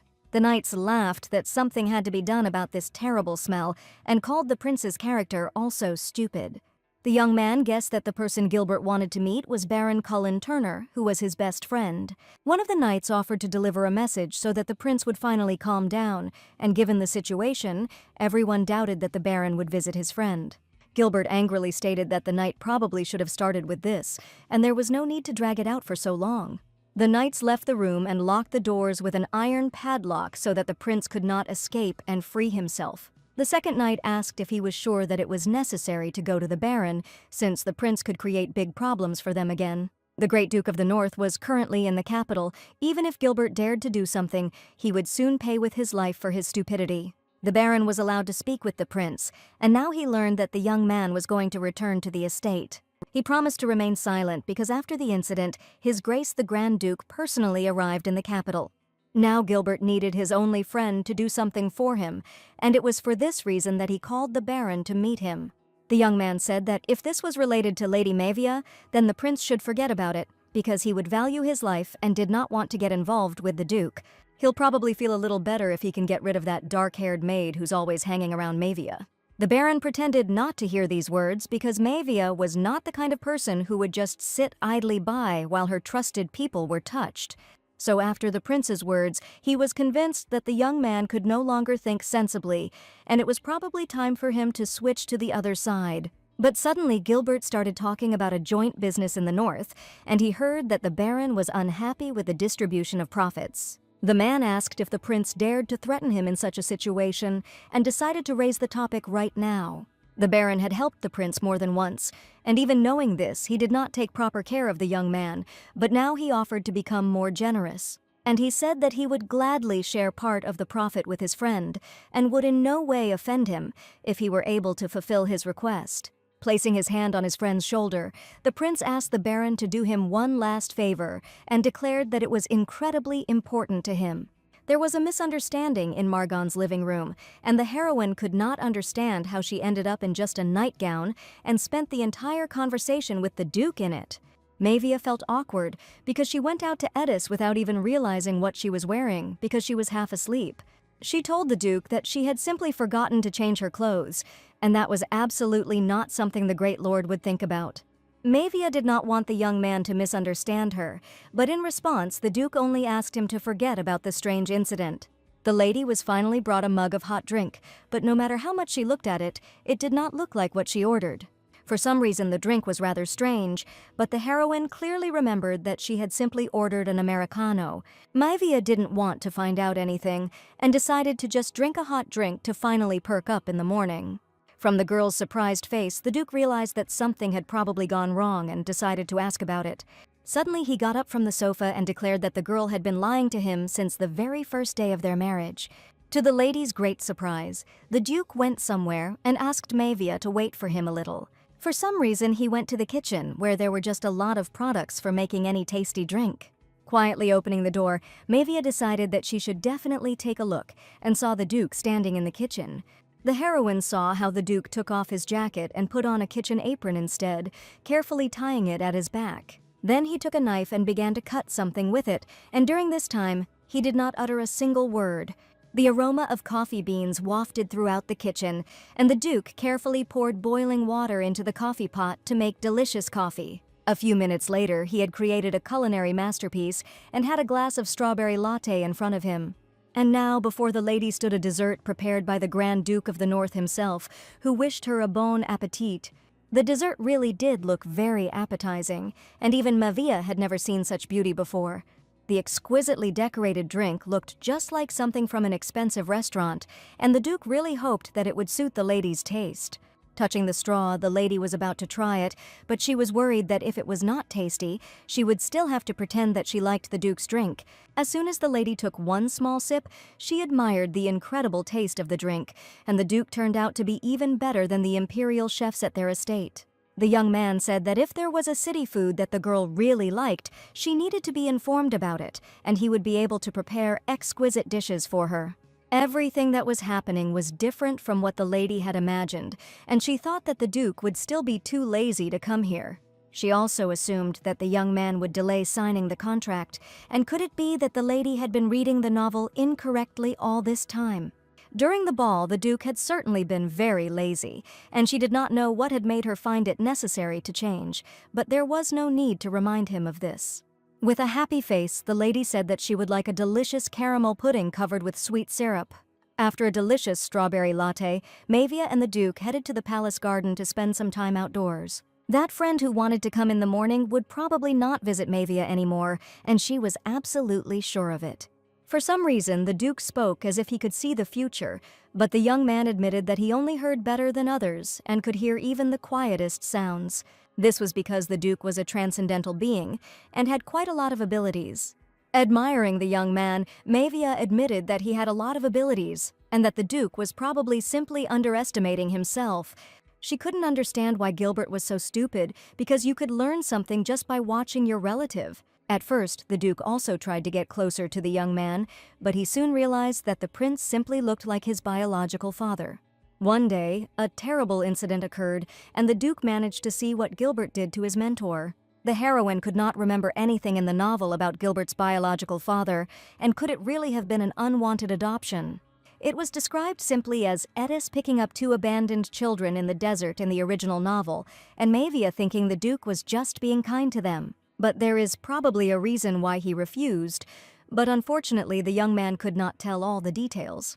She didn't understand why it was difficult for Eddis to give up a person who wasn't his biological father, and whether he was really being threatened by his biological father. The Duke was a powerful ruler, and she couldn't believe that anyone could threaten this man, and there was certainly no one in the novel who was that powerful. If she had known that she would end up in this novel, she would have definitely read it to the end before her transformation. Now, for the first time, the lady thought about punishment. Now she became a great duchess who had enough power to carry out her plans. Suddenly, the Duke asked about the maid Sarah, and Maivia said that she was a close person and had been helping since childhood. But the young man's mood changed dramatically, and he only coldly replied that now everything was clear to him. Noticing the gentleman's wary look, Maivia asked if something could have happened to Sarah, and she was completely unaware of it. It seemed to be Gilbert's doing, and the Duke was aware that the maid had been attacked. The Duke had the ability to see what was happening and admitted that Sarah was now fine and did not look injured. Surprisingly, the maid turned out to be very accommodating and only did what her mistress ordered her to do. After the kidnapping, Sarah begged to be released, and she absolutely did not want to end up in a dungeon with her hands tied. But the people who were tasked with kidnapping the maid made a big mistake and brought her to the completely wrong person. The maid promised to tell everything the kidnappers wanted to know about her mistress, if only they would let her go, and the kidnapper was surprised that she was really ready to betray her mistress.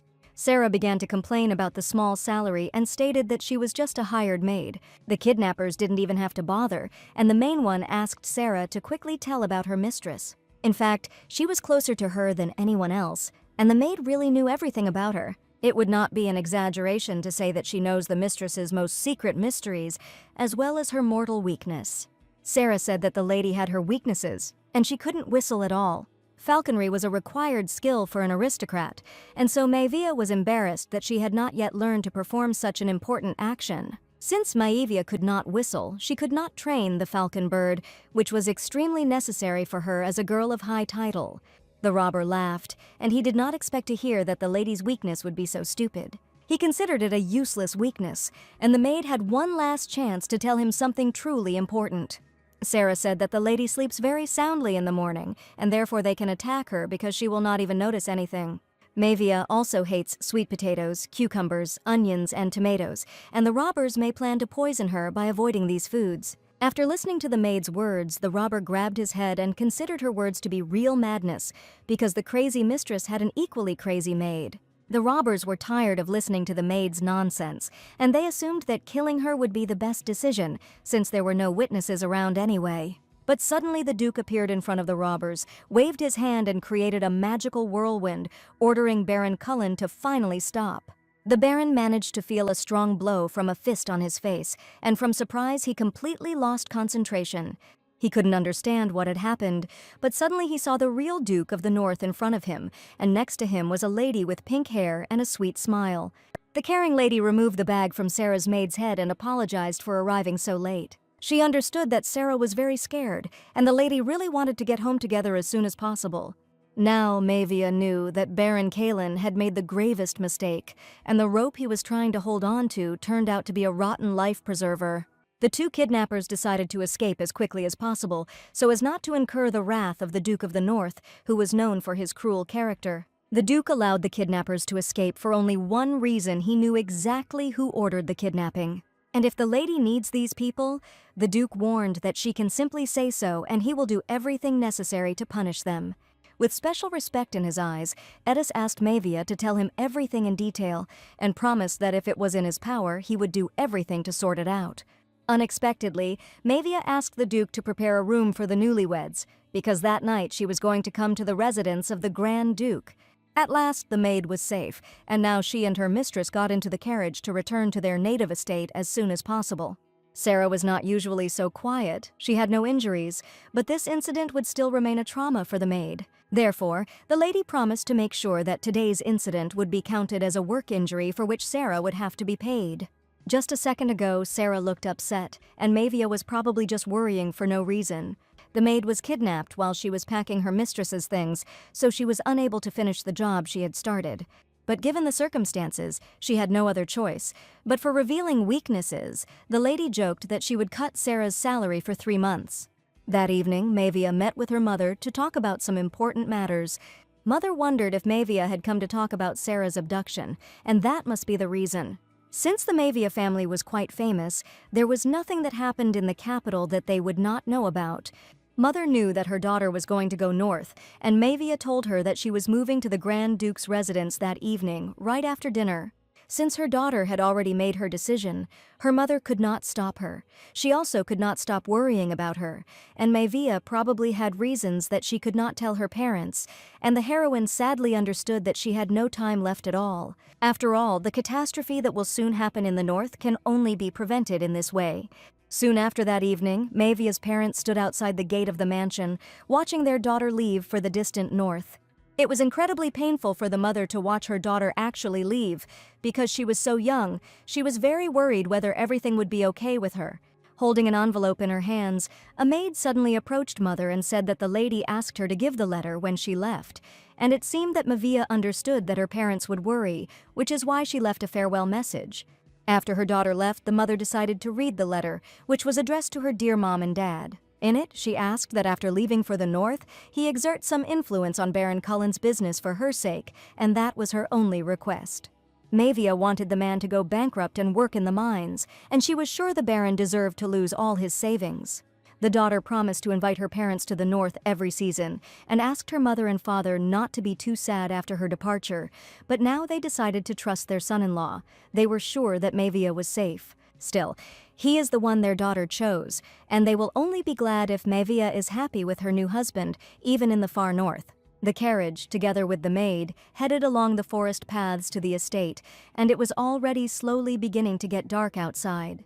Looking out the window, Mavia saw majestic mountains, and she had never seen such a place in the capital.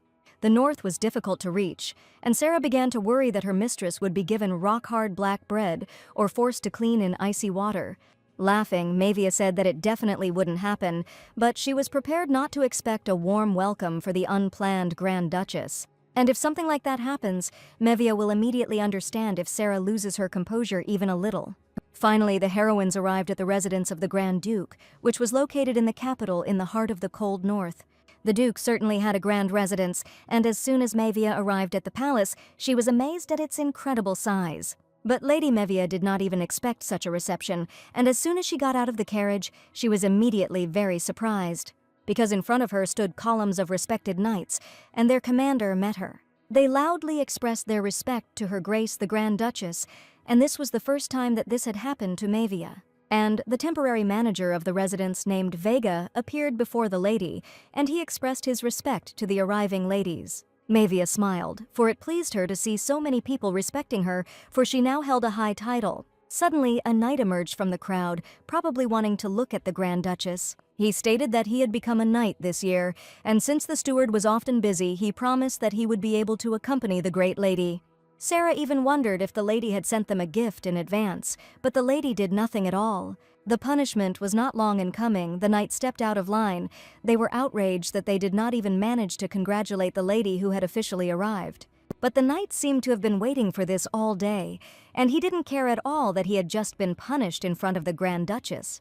A wonderful surprise had been prepared for the lady, which she definitely could not refuse, and this place with the best sunlight, moonlight, and morning dew was on the 3rd floor. Also, a special luxurious bed with gold-carved inserts was prepared for the Grand Duchess, lying down on which one could feel as if one were on a soft cloud. Probably they prepared the best for the girl, and the young knight could not contain his emotions. Since he had already managed to tell the lady about the soft and cozy bed, after that the knight realized that his surprise had just failed. The Duke of the North, Edis, was immersed in a hot bath filled with aromatic oils, but thoughts about the upcoming event did not leave him, because Lady Mavia, his future wife, appeared in his palace. He ordered the knights to prepare the perfect meeting and only thought about whether the young lady, who was probably already fast asleep in her nightgown, liked everything. Tomorrow would be the beginning of a new chapter in his life, a chapter with Lady Mavia, and he was determined to do everything he could to make this chapter a truly happy one for both of them. After a hot bath, Edis decided to head to his room and was sure that by this time Mavia should already be asleep. Duke Edis quietly opened the door, trying not to make a sound. The late night had enveloped the castle in silence, but when he entered the room, his heart sank. Edis stood for a moment on the threshold, not believing his eyes, and he was sure that he had mixed up the rooms. Lady Mavia sat on the bed, her fair hair falling softly over her shoulders, and in the dim light of the fire, her face looked especially gentle and attractive. Seeing the lady, the young man hastened to apologize, and was sure that he had clearly mixed up the room, but Mavia asked the young man to stop, because he definitely had not mixed up the rooms. More logically, the marriage room that the lady requested should not have been separate. Smiling, the lady asked the young man not to run away under any circumstances, because they could just go to bed and hold hands sweetly. It was the first night the heroes spent together, and lying on opposite sides of the bed, Mavia thought that holding hands wasn't too difficult, but the Duke remained cold to her remarks. They were already bound by a marriage contract, and Mavia wanted them to become a little closer to each other, admitting that the Duke could ask anything that interested him. He could ask anything he wanted, and Mavia was happy to answer any question he might have. She confirmed that she was ready to tell the whole truth that interested the Duke on their first night spent together. The Duke asked how the girl had managed to defeat Gilbert that time, since such a level of skill would have been too difficult for an ordinary person. Mavia did not intend to hide it, and told that in fact she had drunk the blood of the devil back then, and it was she who had given her magical powers. The heroine had made a contract and received the blood of the devil, fairly and honestly, with due conditions. The Duke had not expected his wife to be involved with the devil, but Mavia assured him it was just a simple deal. In exchange for guarding the devil's grave, she received demonic blood, and the heroine was sure that she was just lucky then. I doubt that she will be able to use it next time. The devil that Mavia made a contract with looked like an ordinary person, and he himself proposed to make a deal. Mavia asked Edis to bend his ear, and after she whispered something to him, the young man even suggested that he had probably heard his wife wrong. The girl also had questions that she wanted to know the answers to, which is why she whispered them in the gentleman's ear. She wanted to know what Edis's measurements were and who he considered his ideal in terms of appearance. For Mavia, these were the usual questions that would definitely be asked on the wedding night, but after her words, the young man became noticeably sad, and not intending to answer such questions, he said that it was probably time for Mavia to go to bed. The heroine never managed to get close to Edis on their wedding night, and the Duke of the North still remained cold towards her. Lady Mavia awoke in the Duchy of the North, and the first morning in her new home filled her heart with excitement and anticipation. The maid Sarah was carefully combing her mistress's hair, and Mavia noticed that the girl's hands were shaking very badly, and she herself was completely confused. The lady even offered her help, because she understood that it was probably difficult for the maid in the new place. Sarah was more scared than usual, and perhaps it was because they were in a confined space. It was like comparing a lion in a cage with a free lion. Edis felt the urge to take care of Mavia and make this morning special, so he asked the maid to give him his comb. Edis walked up to the lady and began to carefully comb her hair, doing it slowly and carefully, trying not to cause her discomfort. Lady Mavia enjoyed the first moment of intimacy. When he finished styling her hair, she looked at him with gratitude. She felt that ever since they got married, the Duke considered her his lady, and the heroine was even interested in how far he would agree to go if she asked him. Perhaps the Duke should choose clothes in a different color, and due to his fair skin, any shade would suit him, a formal brown or blue suit to match his eyes. Mavia imagined that if the boy was a pink bow tie, it would accentuate the color of her hair, and such an elegant suit would also be interesting. So the heroine hurried to find out why the Duke always wore only black, but for him, choosing other colors was simply tiresome. The young man was also sure that other colors did not suit him at all, and that was why his wardrobe consisted exclusively of black suits. The young knight, who wanted to attract the attention of the new Duchess, stood in the kitchen from early morning and prepared something special. He wanted to surprise the girl by preparing a dish that the Grand Duchess would definitely like. The young man was carried away by his occupation, but suddenly behind him he heard a female voice calling him by name. Lady Mavia entered the kitchen and decided to find out why the knight decided to cook something, since this duty belongs to the cooks. The young knight did not expect at all that the Grand Duchess might be in the kitchen right now, and he was very surprised by her behavior. Most of the servants in the Grand Duke's residence could not stand to see the young master, so he simply kicked some out, and sometimes knights replaced other servants. It turned out that the temporary butler to whom the Duchess bowed yesterday was a former commander of the knights. Since this was the case, Mavia realized that she could now calmly entrust the knight with tasks, and unexpectedly she asked to fry the meat so that the smell would soak into her clothes, and this request was too strange for the Grand Duchess. A sunny morning enveloped the residence of the Duke of the North in soft golden light, filling the spacious halls and picturesque gardens with the warmth and joy of a new day. Sir Vega saw the Duchess walking down the corridor and reported that the young gentleman was now in a separate pavilion, away from the main building. It was a luxurious place, no worse than the Duchess's new bedroom, and everyone was sure that if they locked the young man up here, he would repent, but Mavia was sure that with such an approach, it would be impossible to deal with him. She went into the room to greet Gilbert, and the young man did not expect to see here the lady who had poured wine on him in front of everyone at the ball. Gilbert instantly became furious as soon as he saw Mavia and asked what she was doing in his room. Mavia smiled and replied that from now on she was his real mother, and probably the young man should not cross all boundaries. She warned that they were going north on the weekend, and from that moment on, as a foster mother, she decided to take care of Gilbert, and this was a new game for Mavia, who would come and had already thought out every step. The lady placed a tray with a special dish on the table, but the young man angrily threw the tray away, from which porcelain plates flew onto the floor. Hearing the noise, Commander Vega immediately burst into the room to check if everything was okay with the lady. There was freshly prepared food lying on the floor, which the young knight had diligently prepared for the lady, but she ended up taking this dish to Gilbert. As soon as the young man entered the room, he immediately realized that the young master was to blame for everything. He started shouting at Gilbert that he had gone too far because the Duchess was carrying a heavy tray to treat him to breakfast, and he certainly shouldn't have done that. The Duchess reported that she suddenly felt dizzy and that the tray must have been too heavy. She looked at Gilbert's twisted face, who knew she was about to give him a worse surprise. Mavia had been thinking for a long time about how to punish the wicked Gilbert, and Sarah asked the lady if she really wanted to do it. The maid was noticeably nervous and was talking about the matter with young Mr. Gilbert, with whom the Duchess probably wanted to get even. Sarah knew her mistress very well and was sure that she was definitely going to do something now. Mavia was of the opinion that there are people in this world who understand everything in a good way. But there are others who will only obey for a little while after you show them who is boss, and she asked Sarah which category Gilbert fell into. The boy belonged to the second category, but Sarah was not worried about this at all, because Mavia could not be sure that the demon's potion did not have side effects. The heroine opened the box, which contained vials of demon blood, and it was probably time to try the demonic blood. The maid was incredibly worried about her mistress because no one knew what result the demon's blood would bring.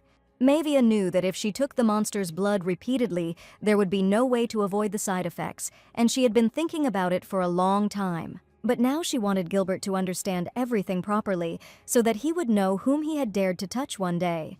That evening, in the semi-darkness of her room, Lady Mavia carefully drank the demon's blood from a glass vial. She immediately felt how the dark force penetrated her body, filling her insides with energy and mysterious possibilities. Dressed in a maid's costume, she entered the Duke's room and asked Edis to get out of bed as quickly as possible. Mavia said that they needed to finish one important task quickly before the medicine wore off.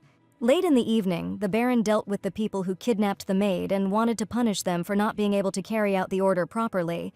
The kidnappers' faces were bruised from beatings, and the Baron shouted that these people were completely stupid and could not be entrusted with anything. He shouted that the kidnappers had dared to escape from their master, and the Duke and his mistress were watching all this from the high roof. Looking at this, Mavia realized that she was indeed a good boss, and the Duke probably thought the same. Silence fell over the heroes, and the young man did not answer, and Mavia could not understand why Edis did not answer. He offered his hand to the girl and said that they needed to go down to finally complete an important task. A magical blue whirlwind appeared near the girl, and the Duke, looking into her eyes, asked her to be extremely careful. Mavia promised to return soon, and the Duke eagerly awaited her return. A magical blue whirlwind lowered the lady from the high roof to the ground, and appearing right in front of the Baron, Mavia greeted him with a grin. Not expecting to see a young lady, the Baron screamed in fright and asked what the Duchess was doing there. He had seen Lady Mavia before, when she had tried to deal with Mr. Gilbert and also when she had saved her maid Sarah from the kidnappers. The boy stated that he was simply following Gilbert's instructions if Mavia had come because of a recent incident and decided to deal with it. While Mavia smiled sarcastically, the Baron assured that in any case, he would not have caused any harm to either the maid or her. Grabbing the man by the jacket, Mavia laughed, suggesting that rumors that the man had been beaten by a maid would be too humiliating in high society.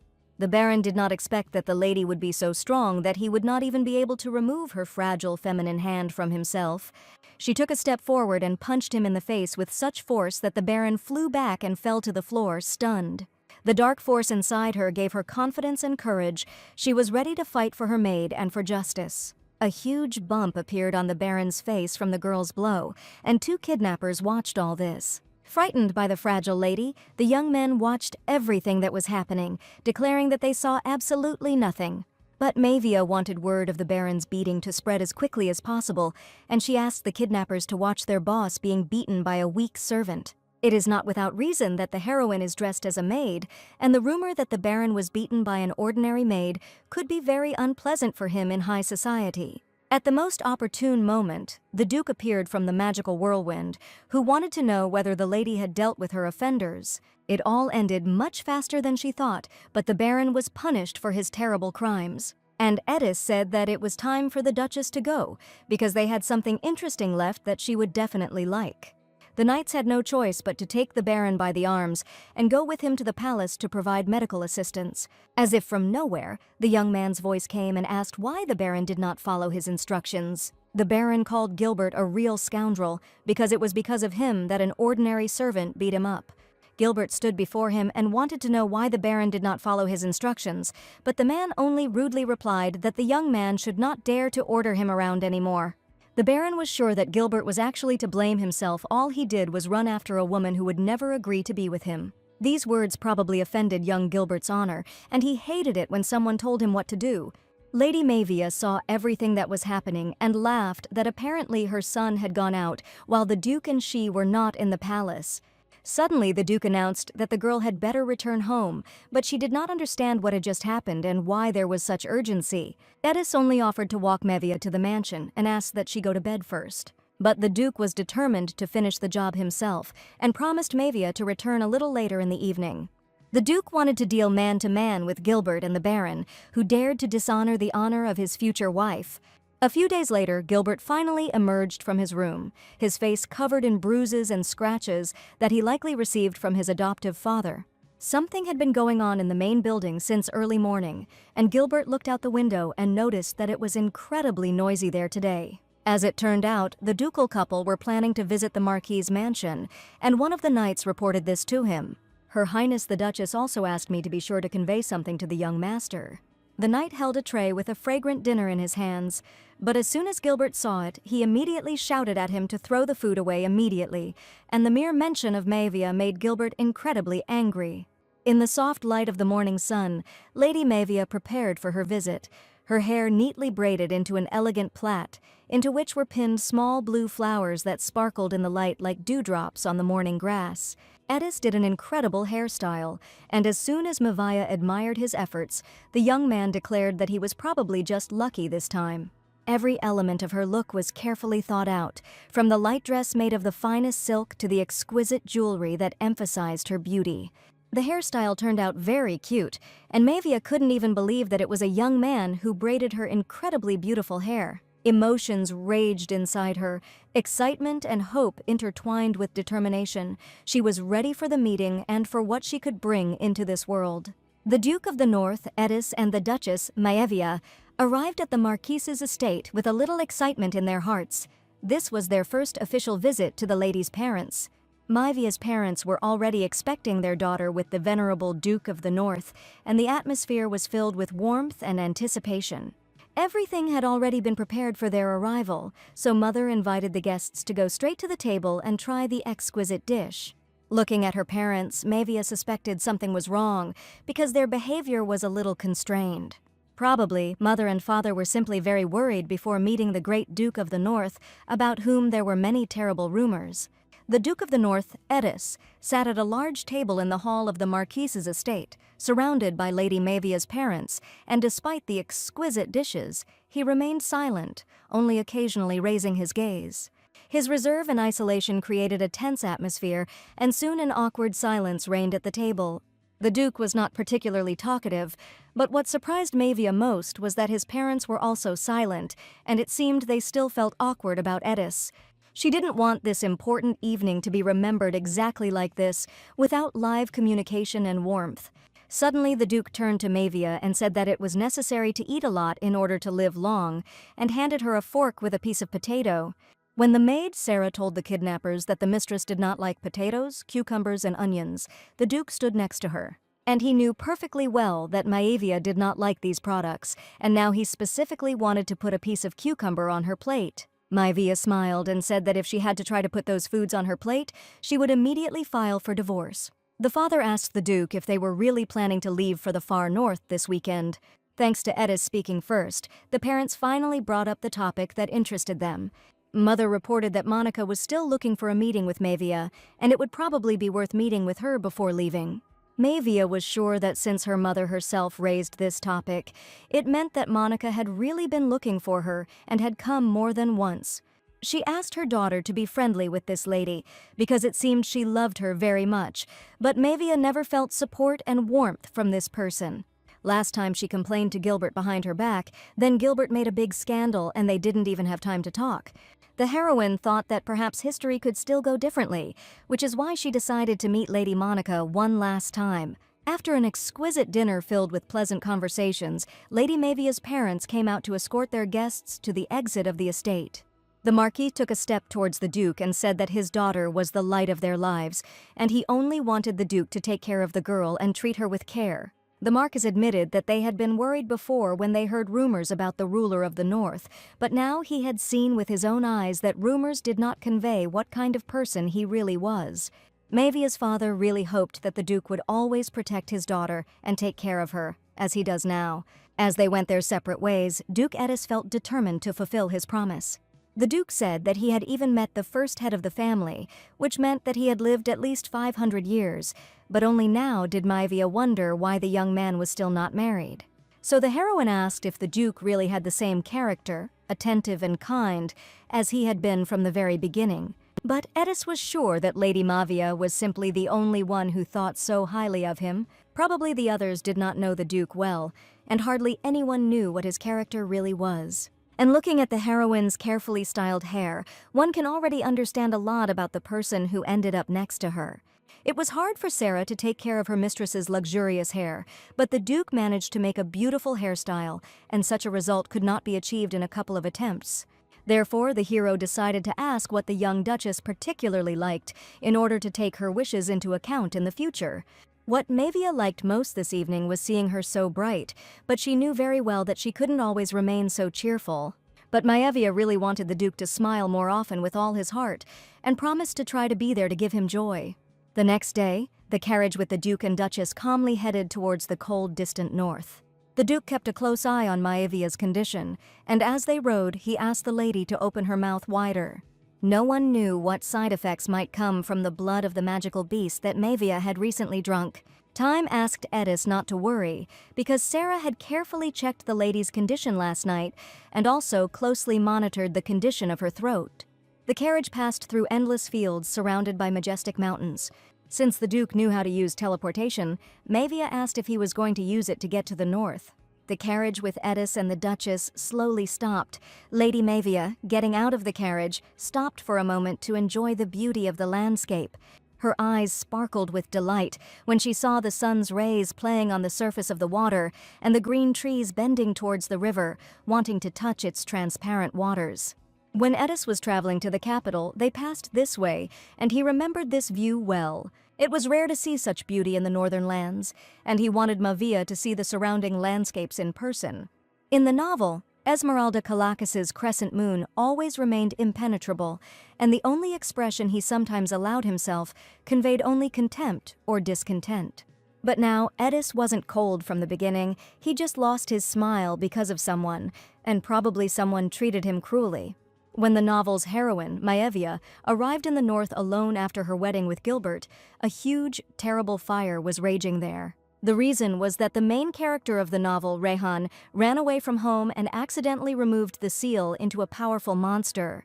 After this, Rehan completely changed due to guilt and was never the same good boy again. The carriage of the Duke of the North slowly approached the borders of his native lands, where the snowy landscapes greeted him with warmth and nostalgia. In the village, the locals lived an ordinary life, going about their daily business and enjoying communicating with each other. Children were happily making snowballs and playing outside in the village, enjoying the soft and fluffy snow. Arriving at the village, Maevia felt relieved, because judging by the fact that the village was in order, they made it on time. Maevia decided to approach the Duke with one important question that had just popped into her head. She called the young man by name, but the Duke, looking out the window, looked very mysterious. Duke Edis was sitting in his carriage, lost in thought, when his gaze slid out the window. Doubts arose in his heart as to whether she could love these lands as much as he did. Beyond the glass lay the snowy north, covered in a blanket of white snow that sparkled in the sun like millions of crystals. He wondered if it was right to bring his wife to this harsh place where cold and eternal winter reigned. He turned to Maevia, who was sitting next to him, and saw her face full of anticipation and curiosity. Looking out of the window, the lady said she had never seen such a terrible building, speaking of the residence of the Grand Duke, and it seemed to her as if a monster octopus had appeared and doused the whole castle with water. With these thoughts in mind, the Duke decided to do everything possible to make Lady Maevia feel at home even in this harsh land. He couldn't promise that things would be better inside the castle, and he had no idea how to comfort his future wife now. Maevia knew the future was coming. She was glad that they returned before the north was completely burned to the ground. Lady Maevia stepped out of the carriage and the cold air instantly embraced her. The harsh northern lands were completely different from the warm regions where she had spent most of her life. However, when she took a step forward and looked at the Duke's residence, something unusual caught her attention. She took a deep breath, feeling the freshness of the winter morning, but at the same time her heart was filled with a slight anxiety. In front of the majestic gates stood a multitude of cats, fluffy and graceful creatures that wandered peacefully through the snow. Looking at the Duke, the heroine decided to ask if the second young gentleman really loved cats so much, but Edis replied that he would not keep such a clumsy creature even if they were given to him. Near the Duke's residence, a young gentleman was already awaiting their arrival, who greeted his father upon his return. In front of them stood a boy with blonde hair, who was eagerly awaiting the day when he could finally meet the Grand Duchess. It was a boy named Rehan, who had many faults, but he tried hard and asked the Duchess to be lenient with him. The heroine remembered very well what kind of character Rehan had in the novel, and now she could not understand why she was found behaving this way. The Rehan she knew during this period was a restless and extremely energetic child. The boy looked very cute, and Maevia even thought that he was probably just pretending. In a gentle voice, she replied that she was very pleased to meet the young gentleman, who looked at her with great respect. Leaning towards the boy, Maevia said that she was counting on his support and would try to understand his behavior. Suddenly, the boy was called out by a hero, whose voice was incredibly familiar to him because this young man was also part of the Duke's family. His older brother had just called him, and Gilbert had also come with everyone to the cold north. Suddenly, Gilbert declared to the young gentleman that the Grand Duchess was an enemy of their family, and she should never be trusted either. But Mavia had never expected to hear such harsh words from Gilbert. Edis noticed that the young man had absolutely no sense of humor and that he still lacked education, despite the fact that he had already received a fitting punishment for his actions. Mavia couldn't understand where Gilbert got the courage to act like that in front of Duke Edis. Rayhan was surprised that his elder brother had just expressed such a rude opinion about the Grand Duchess. Mavia smiled and asked the young master not to worry, because if she really was an enemy, she definitely wouldn't have come to the duchy. The heroine did not expect at all that Gilbert would dare to say such a thing in front of his younger brother and the great Duke of the North. Edis wondered if Mavia was the lady that little children were afraid of. Even in her past life, the children avoided the heroine, and her original goal was to spend the money she had saved from investments and throw crazy parties on the corpse of Prince Gilbert, or help Rayhan grow up without psychological trauma so that the young man can finally find peace in his soul. After arriving, sitting in a hot bath, Mavia thought that if this continued, she would never be able to make friends with children his age. Mavia asked Sarah if she had forgotten the gift for the young master that they had agreed on earlier. The Duchess wanted to give the gift during dinner to please young Rayhan. Laughing, Sarah asked if the hostess was really going to give the gift in such a form. Mavia was sure that the gift would definitely please the young master, despite her appearance. The wooden table, decorated with exquisite services, was set for dinner. Duke Edis and young Rayhan were eagerly awaiting the appearance of the new Duchess. The boy was surprised that his father was going to have lunch with him today, since before the Duke usually ate in complete solitude. Edis asked the butler not to add onions to one soup, and Rayhan asked if his father had stopped liking to eat soup with onions. Duke Edis felt joy at seeing everyone gathered together at one table. This was a new stage in his life, full of hope for the future in the duchy. Rayhan was still just a boy, but a spark of curiosity and delight already shone in his eyes. The boy asked if his older brother would join the dinner, but the Duke was sure that Gilbert knew the value of his life, so he was unlikely to come. And Lady Mavia is not at all one of those people who would forgive Gilbert for his rude actions. Rayhan was surprised that the Grand Duchess was much stronger than her brother, who was known as a genius in fencing. The boy became excited because he realized that the Duchess really was a great woman. At that moment, the door opened, and Lady Mavia, the new Duchess, entered the dining room, her outfit elegant, and she radiated warmth and kindness. Seeing her, Rayhan stood up from his seat and looked at the lady with curiosity and admiration, wanting to please the Duchess. Approaching the boy, Mavia placed the box in front of him and said that as an apology she would like to present the gentleman with a gift that he could open right now. Rayhan was very worried because this gift was from the Duchess herself, and the boy had not received any gifts for a long time. The box looked very sinister, and Rayhan opened it immediately with great curiosity to find out what kind of gift was inside. As soon as the boy opened the box, his eyes filled with tears, and he immediately thought that the Duchess did not like him or that he had made some mistake. Seeing tears welling up in Rayhan's eyes, Edis asked if something had happened to the gift. In the box, on a velvet cushion, lay a huge dark blue gemstone, and it was probably a precious diamond. It was not just a diamond, but a rare gemstone, which was a very expensive gift, but the boy did not know about it at all. Seeing the gift, the Duke asked how long it had been since Mavia had last communicated with the children, and indeed it had been some time. Mavia asked to trust her taste, because she values the black diamond in itself as a precious thing, and in the future it will definitely be useful to the young master. She even wrote a letter by hand and put it inside, and just wanted Rayhan to know that the Duchess wanted to get closer to him. The boy sat there in bewilderment, hoping that he would not bring a curse upon himself if he touched the frightening black diamond. After presenting the gift, Edis offered to taste the exquisite dishes that all the chefs of the duchy had worked hard to prepare. All this time the boy looked at the box, wondering where the Duchess had found such an ominous thing. Rayhan was scared, and perhaps what he had heard earlier now turned out to be the real terrifying truth.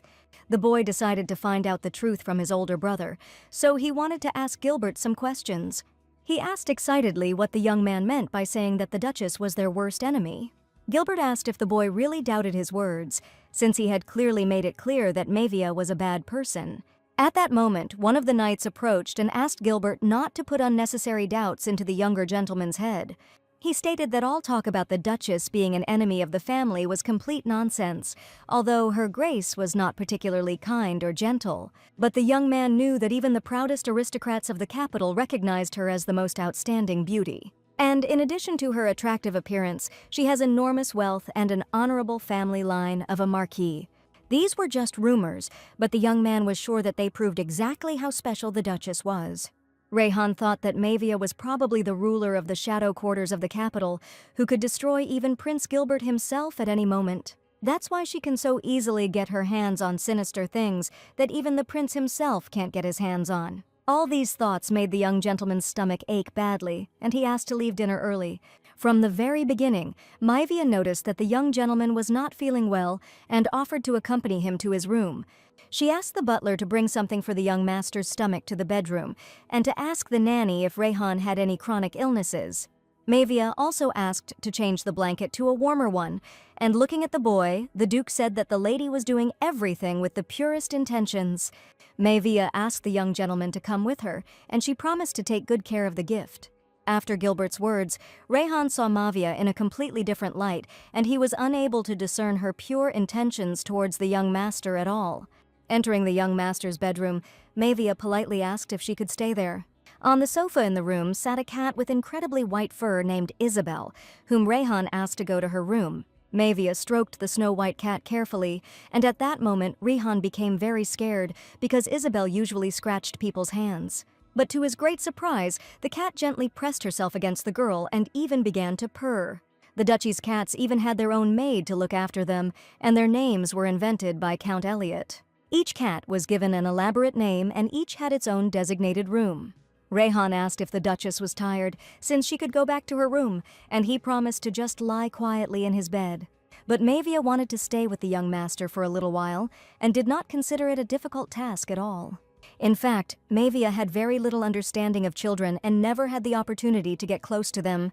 Perhaps she couldn't be of much use to her master now, but she really wanted to just stay with him at least until the nanny arrived.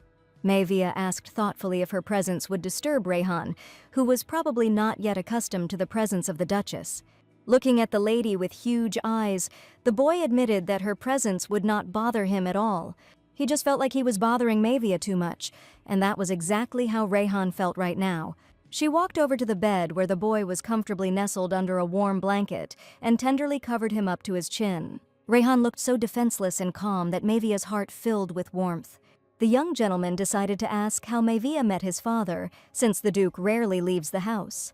They first met at the Imperial Palace, and Mavia told him that the Duke had come to punish a man who was going to harm her. Mavia understood perfectly well that she was communicating with a child, so she decided to tell everything in general terms. The boy asked if his father would come tomorrow, and Mavia promised to definitely organize a meeting, but for this, the young gentleman needed to recover. Rayhan said that he felt just fine and was already planning to choose an outfit for the upcoming meal. At that moment, the nanny entered the room, but Mavia wanted to read the boy a story, promising to do so next time. Mavia felt warmth in her soul from these simple words. She knew that their connection was just beginning and that many moments of joy and discovery awaited them together. "Let's go to the room," the maid asked the young gentleman if he was feeling unwell and needed to take medicine, but Rayhan smiled and replied that everything was fine and the problem had already been solved. For him, the Duchess was a truly amazing person, because everyone either worships their father or fears him, but she treated him completely differently, probably because the Duchess was so strong that she could crush even Prince Gilbert and ruled the shadow world of the capital. The gift Mavia gave him looked sinister, but the care she showed was genuine, and for the first time, Rayhan felt such a pleasant feeling. He was still afraid to communicate with Mavia, but the boy firmly decided that she was not worth avoiding at all.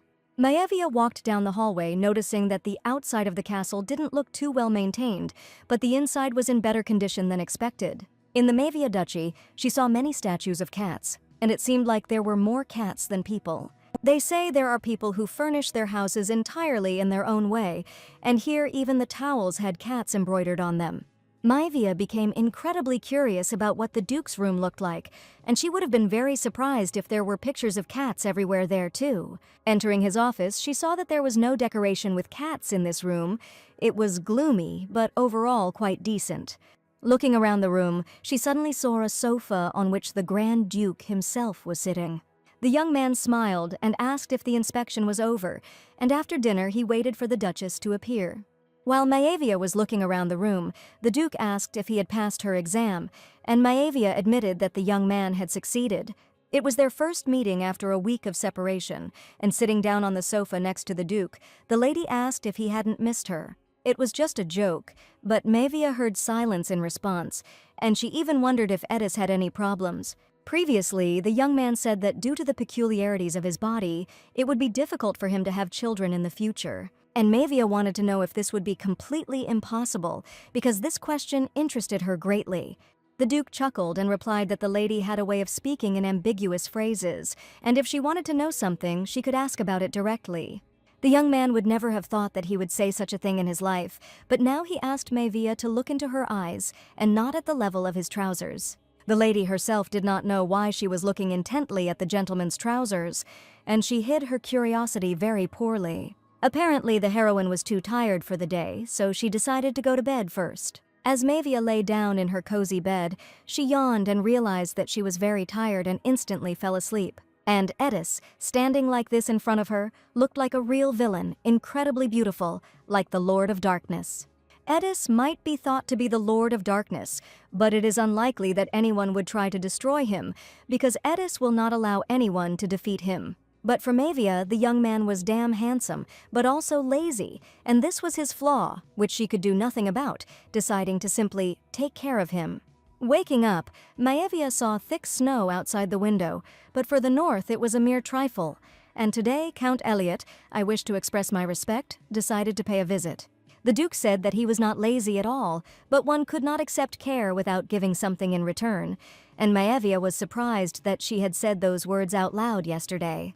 The news of Count Elliot's arrival has arrived, and the heroine will finally meet the man who has turned the Grand Duchy into a complete cat's nest. In her opinion, a man should look like a huge cat lover, because it was not for nothing that so many animals lived in the duchy. Count Elliot entered the drawing room and politely greeted the Duchess as well as the venerable Duke, who was sitting next to her. Elliot was responsible for managing the lands and was a loyal servant of the House of Kalakis, ready to lay down his life for this great family. The young man looked completely different from what the heroine had imagined, with tanned, shiny skin, as if he was not working on the estate, but relaxing at a resort.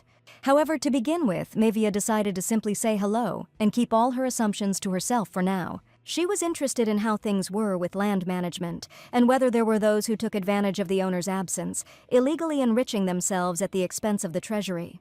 Things were going more or less smoothly. There were greedy people who crossed the line, but the young man admitted that he eliminates such people without hesitation. The Duke asked if Elliot didn't look like a man who would kill even his own parents, and that he was usually used to deciding such issues himself.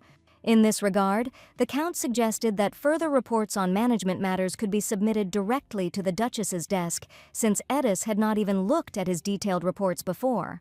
Maevia admitted that she would hope for assistance in the future, and the young man promised to provide an official report after the traditional ceremonies were completed.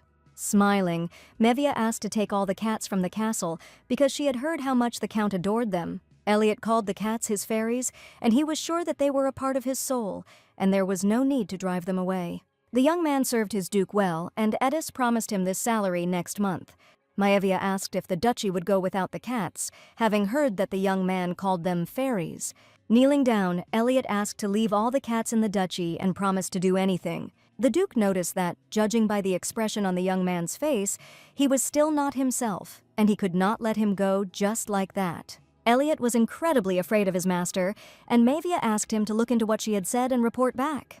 Taking pity on the young man, she asked Edis to let the master go, and this was her sincere desire. As he left the door, Elliot promised to take up the task assigned to him from tomorrow onwards, and thanked the Duchess for such a pleasant conversation. His behavior seemed unexpectedly stubborn to Maevia, and Edis didn't seem to mind, and judging by the documents, Elliot had a lot of work to do. She remembered the nameless assistant of Edis, who sometimes appeared in the plot of the novel and was close to the Duke. In this conversation, Maevia clearly made it clear that she was not to be trifled with, and now the gentleman would definitely behave more carefully. Edis apologized and thought that the lady should have explained in advance the Duchess had not been in the Kalaka's house for a long time, and he had completely forgotten about the important ceremony. There was talk of a ceremony. On the night when the moon would disappear, it was necessary to climb the first tower, and after these words, Maevia covered the Duke's mouth with her hands. Maevia decided to clarify the details with the second young gentleman and asked to bring him here for a minute. Maevia had the right to do as she pleased, and the Duke only agreed with her wishes so that the lady would be comfortable in the duchy. Young Mr. Rayhan sat opposite the Duchess, who asked the boy for help. They say that there is a traditional ceremony to be done in the first tower, and Maevia told Rayhan that he knows absolutely nothing about it, and she would feel more at ease if the young gentleman gave her some advice, and that is why she decided to talk to him. Rayhan said that they say that a spirit lives in that tower, and legends say that it was sealed by the first great duke. Usually the spirits that live in nature are very calm, but the spirits that live in the north are supposedly able to harm people, so the Grand Duke sealed them in stone statues and imprisoned them in the tower. The spirits are supposed to bless the lineage, and their seal was placed so that it could only be removed after 1,000 years, so the Duchess holds a ceremony asking for the spirit's blessing. The nanny did not tell the young master why the Duchess should ask for a blessing, but he heard something about the blood of the family. Maevia assumed that it was probably best for her not to get into the details, and it was probably related to the Kalakis blood. She thanked the young gentleman for the explanation, saying that she had done the right thing and approached him in particular. Rayhan was incredibly happy that he was able to help the Grand Duchess, but he still felt awkward around her. Maevia was about to have tea with Edis soon and asked if the young master would like to join them. The boy happily agreed, and the lady promised to wait for him outside while he changed. Rayhan was a sincere and bright child, and only Maevia knew that in a month he would change dramatically, and now she needed to create happy memories, but she should not awaken the magical gift under any circumstances. As a foster mother, the heroine had to win the young master's trust, protect him from Gilbert's violence, and show Edis's face more often. Maybe if he did everything right, he would remain pure and innocent like he was now, and Maevia really wanted that. Just as she was thinking this, Rayhan appeared, looking stunning, his gold jewelry glittering, his hair expertly styled, and one look was enough to understand the depth of his feelings for the Duke. He was genuinely enjoying the tea party and finally showed his childish spontaneity, and even the look with which he looked lost its former wariness. After tea, the head butler took Rayhan to his next lesson, and the boy was incredibly happy to spend time with the Duchess and his father. Edis asked if her master had told her the story of the mysterious spirits that inhabited the high tower. The spirits sealed by the first Duke unwittingly served the house, bringing blessings, and they could take revenge on the descendants of the one who imprisoned them. The weather outside was not the best, and it was snowing heavily, but since Maevia had taken on an important task, she wanted to finish it as quickly as possible and invited the Duke to go outside with her and keep her company. Edis happily agreed, because Maevia always accompanied him on every outing and he was extremely grateful to her for that. The lady offered to view the property later and also asked if the Duke would join her. Accompanying the lady was not at all difficult for him, but the young man was curious about what role she had assigned to him. Bodyguard, patron, or personal barber, for Maevia the master played many roles. Long ago, magical beasts were called demons, because any contract sealed with their blood invariably led to human death. The devil who came to Maevia was different. Even if the agreement was broken, he did not demand life, but only fleeting torment. Of course, the curse of the ban was already on him, but if Maevia found out about it, she wouldn't care at all. And even if she were left alone with the devil, her heart would not waver even once. The Duke invited the lady to return to her chambers, as he had some business which he needed to attend to as soon as possible. In this strange land, Edis was the only one she could rely on, and the heroine did not understand why he was asking her to leave. There were beautiful blue flowers on the table, and Maevia asked what the name of the blue-white flower was that looked incredibly like the cold Duke. Edis did not understand why she chose him, refusing even the crown prince, who broke off the engagement for her sake. He had no idea what was hidden behind that beautiful appearance and sweet charm. Edis decided that he would go to the very end until he understood the true reason, just so long as he didn't meet him on this path. The heroes stepped out onto the snowy street, and Maevia immediately felt a strong cold that penetrated to the bones. Heavy snow had blanketed the duchy, and Maevia suggested that perhaps she had chosen a bad day, suggesting that they postpone it and go for a walk when it was warmer. It was only a 5-minute walk to the first tower, and the Duke asked Mavia not to give up too early, despite the intense cold. The lady was shivering from the cold and even asked the Duke to use teleportation, and it turns out that it was very warm in the castle. And now she didn't want to experience the magnificence of temperature spells in this way. The tower was indeed too close, but the Duke was already near it, and Mavia was indignant that he dared to abandon her in such terrible weather.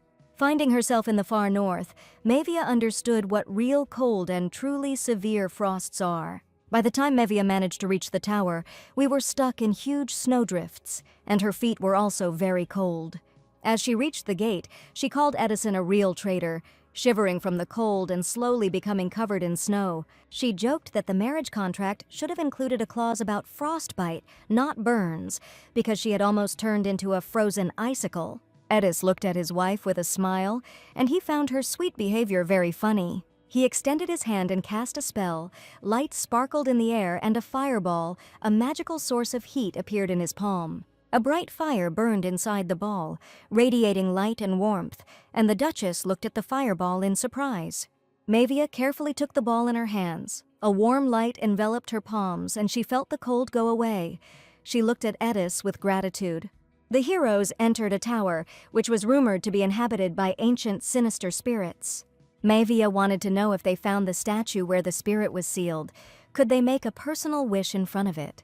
The Duke had no intention of forbidding the Duchess anything, for after all it was only an ancient superstition.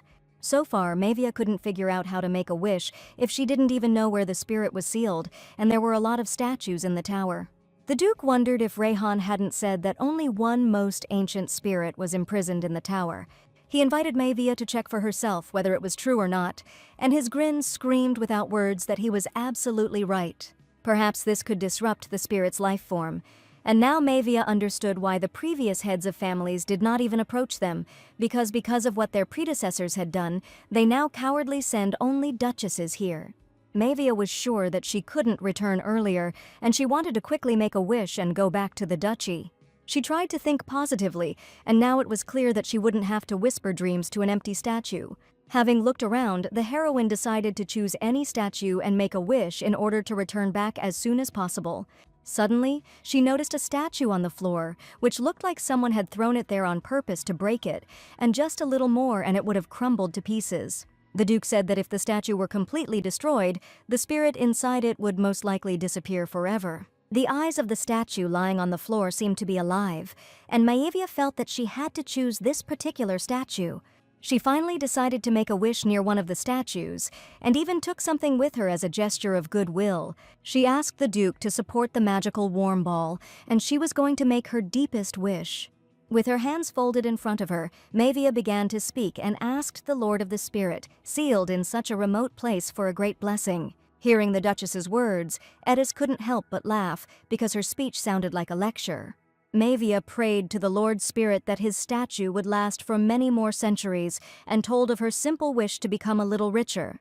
She wanted all the gold and diamonds of the empire to belong to her, as well as power, glory to the ends of the continent, and she promised to take care of the well-being of the statue if the spirit fulfilled her wish. And if during the repair something irreversible accidentally happens, she asked the spirit not to worry and promised to keep it forever in her heart for the century. Maevia promised the spirit that he had become special to her and decided to inquire about the deal. If Maevia was going to take a risk, she was going to do it big, because she was sure it was just superstition anyway. The Duke inquired about the prosperity of her house, and Maevia said that the side branches were already sharpening their knives. These people, who said to simply sign a marriage contract, declared that the head of the family must necessarily be a man. But now that Maevia was in the north, everyone openly demanded that a new heir be chosen, but her parents were only amused by this. The heroine did not expect that the conversation would go in such a boring direction, and suggested that the Duke go back. Edis stood today with an impassive face, as if he had not heard the words of Maevia, who was standing right in front of him. She wondered if the Duke wanted to see anything else, and she was sure that he, too, wanted to leave as soon as possible. Whenever he spoke of ancient spirits, the Duke's face became even more serious than usual, and he had probably been fighting spirits for several hundred years. But no matter what expression the gentleman had on his face, Maevia still found him impressive and incredibly charming. Maevia couldn't take her eyes off the Duke of the North, captivated by his confident posture and the depth of his eyes, which reflected strength and wisdom. They descended the dark, gloomy, winding staircase of the huge tower after the Duchess asked the spirit for a blessing. Suddenly she thought she heard something, and the Duke even thought that Maevia wanted to stay here a little longer. She asked Eddis not to pay attention because she must have just heard something. But they were not alone in the dark tower, and the sinister, dark entity dreamed of returning its powers, waiting for the time for people to pay for imprisoning a magical spirit in an ordinary statue.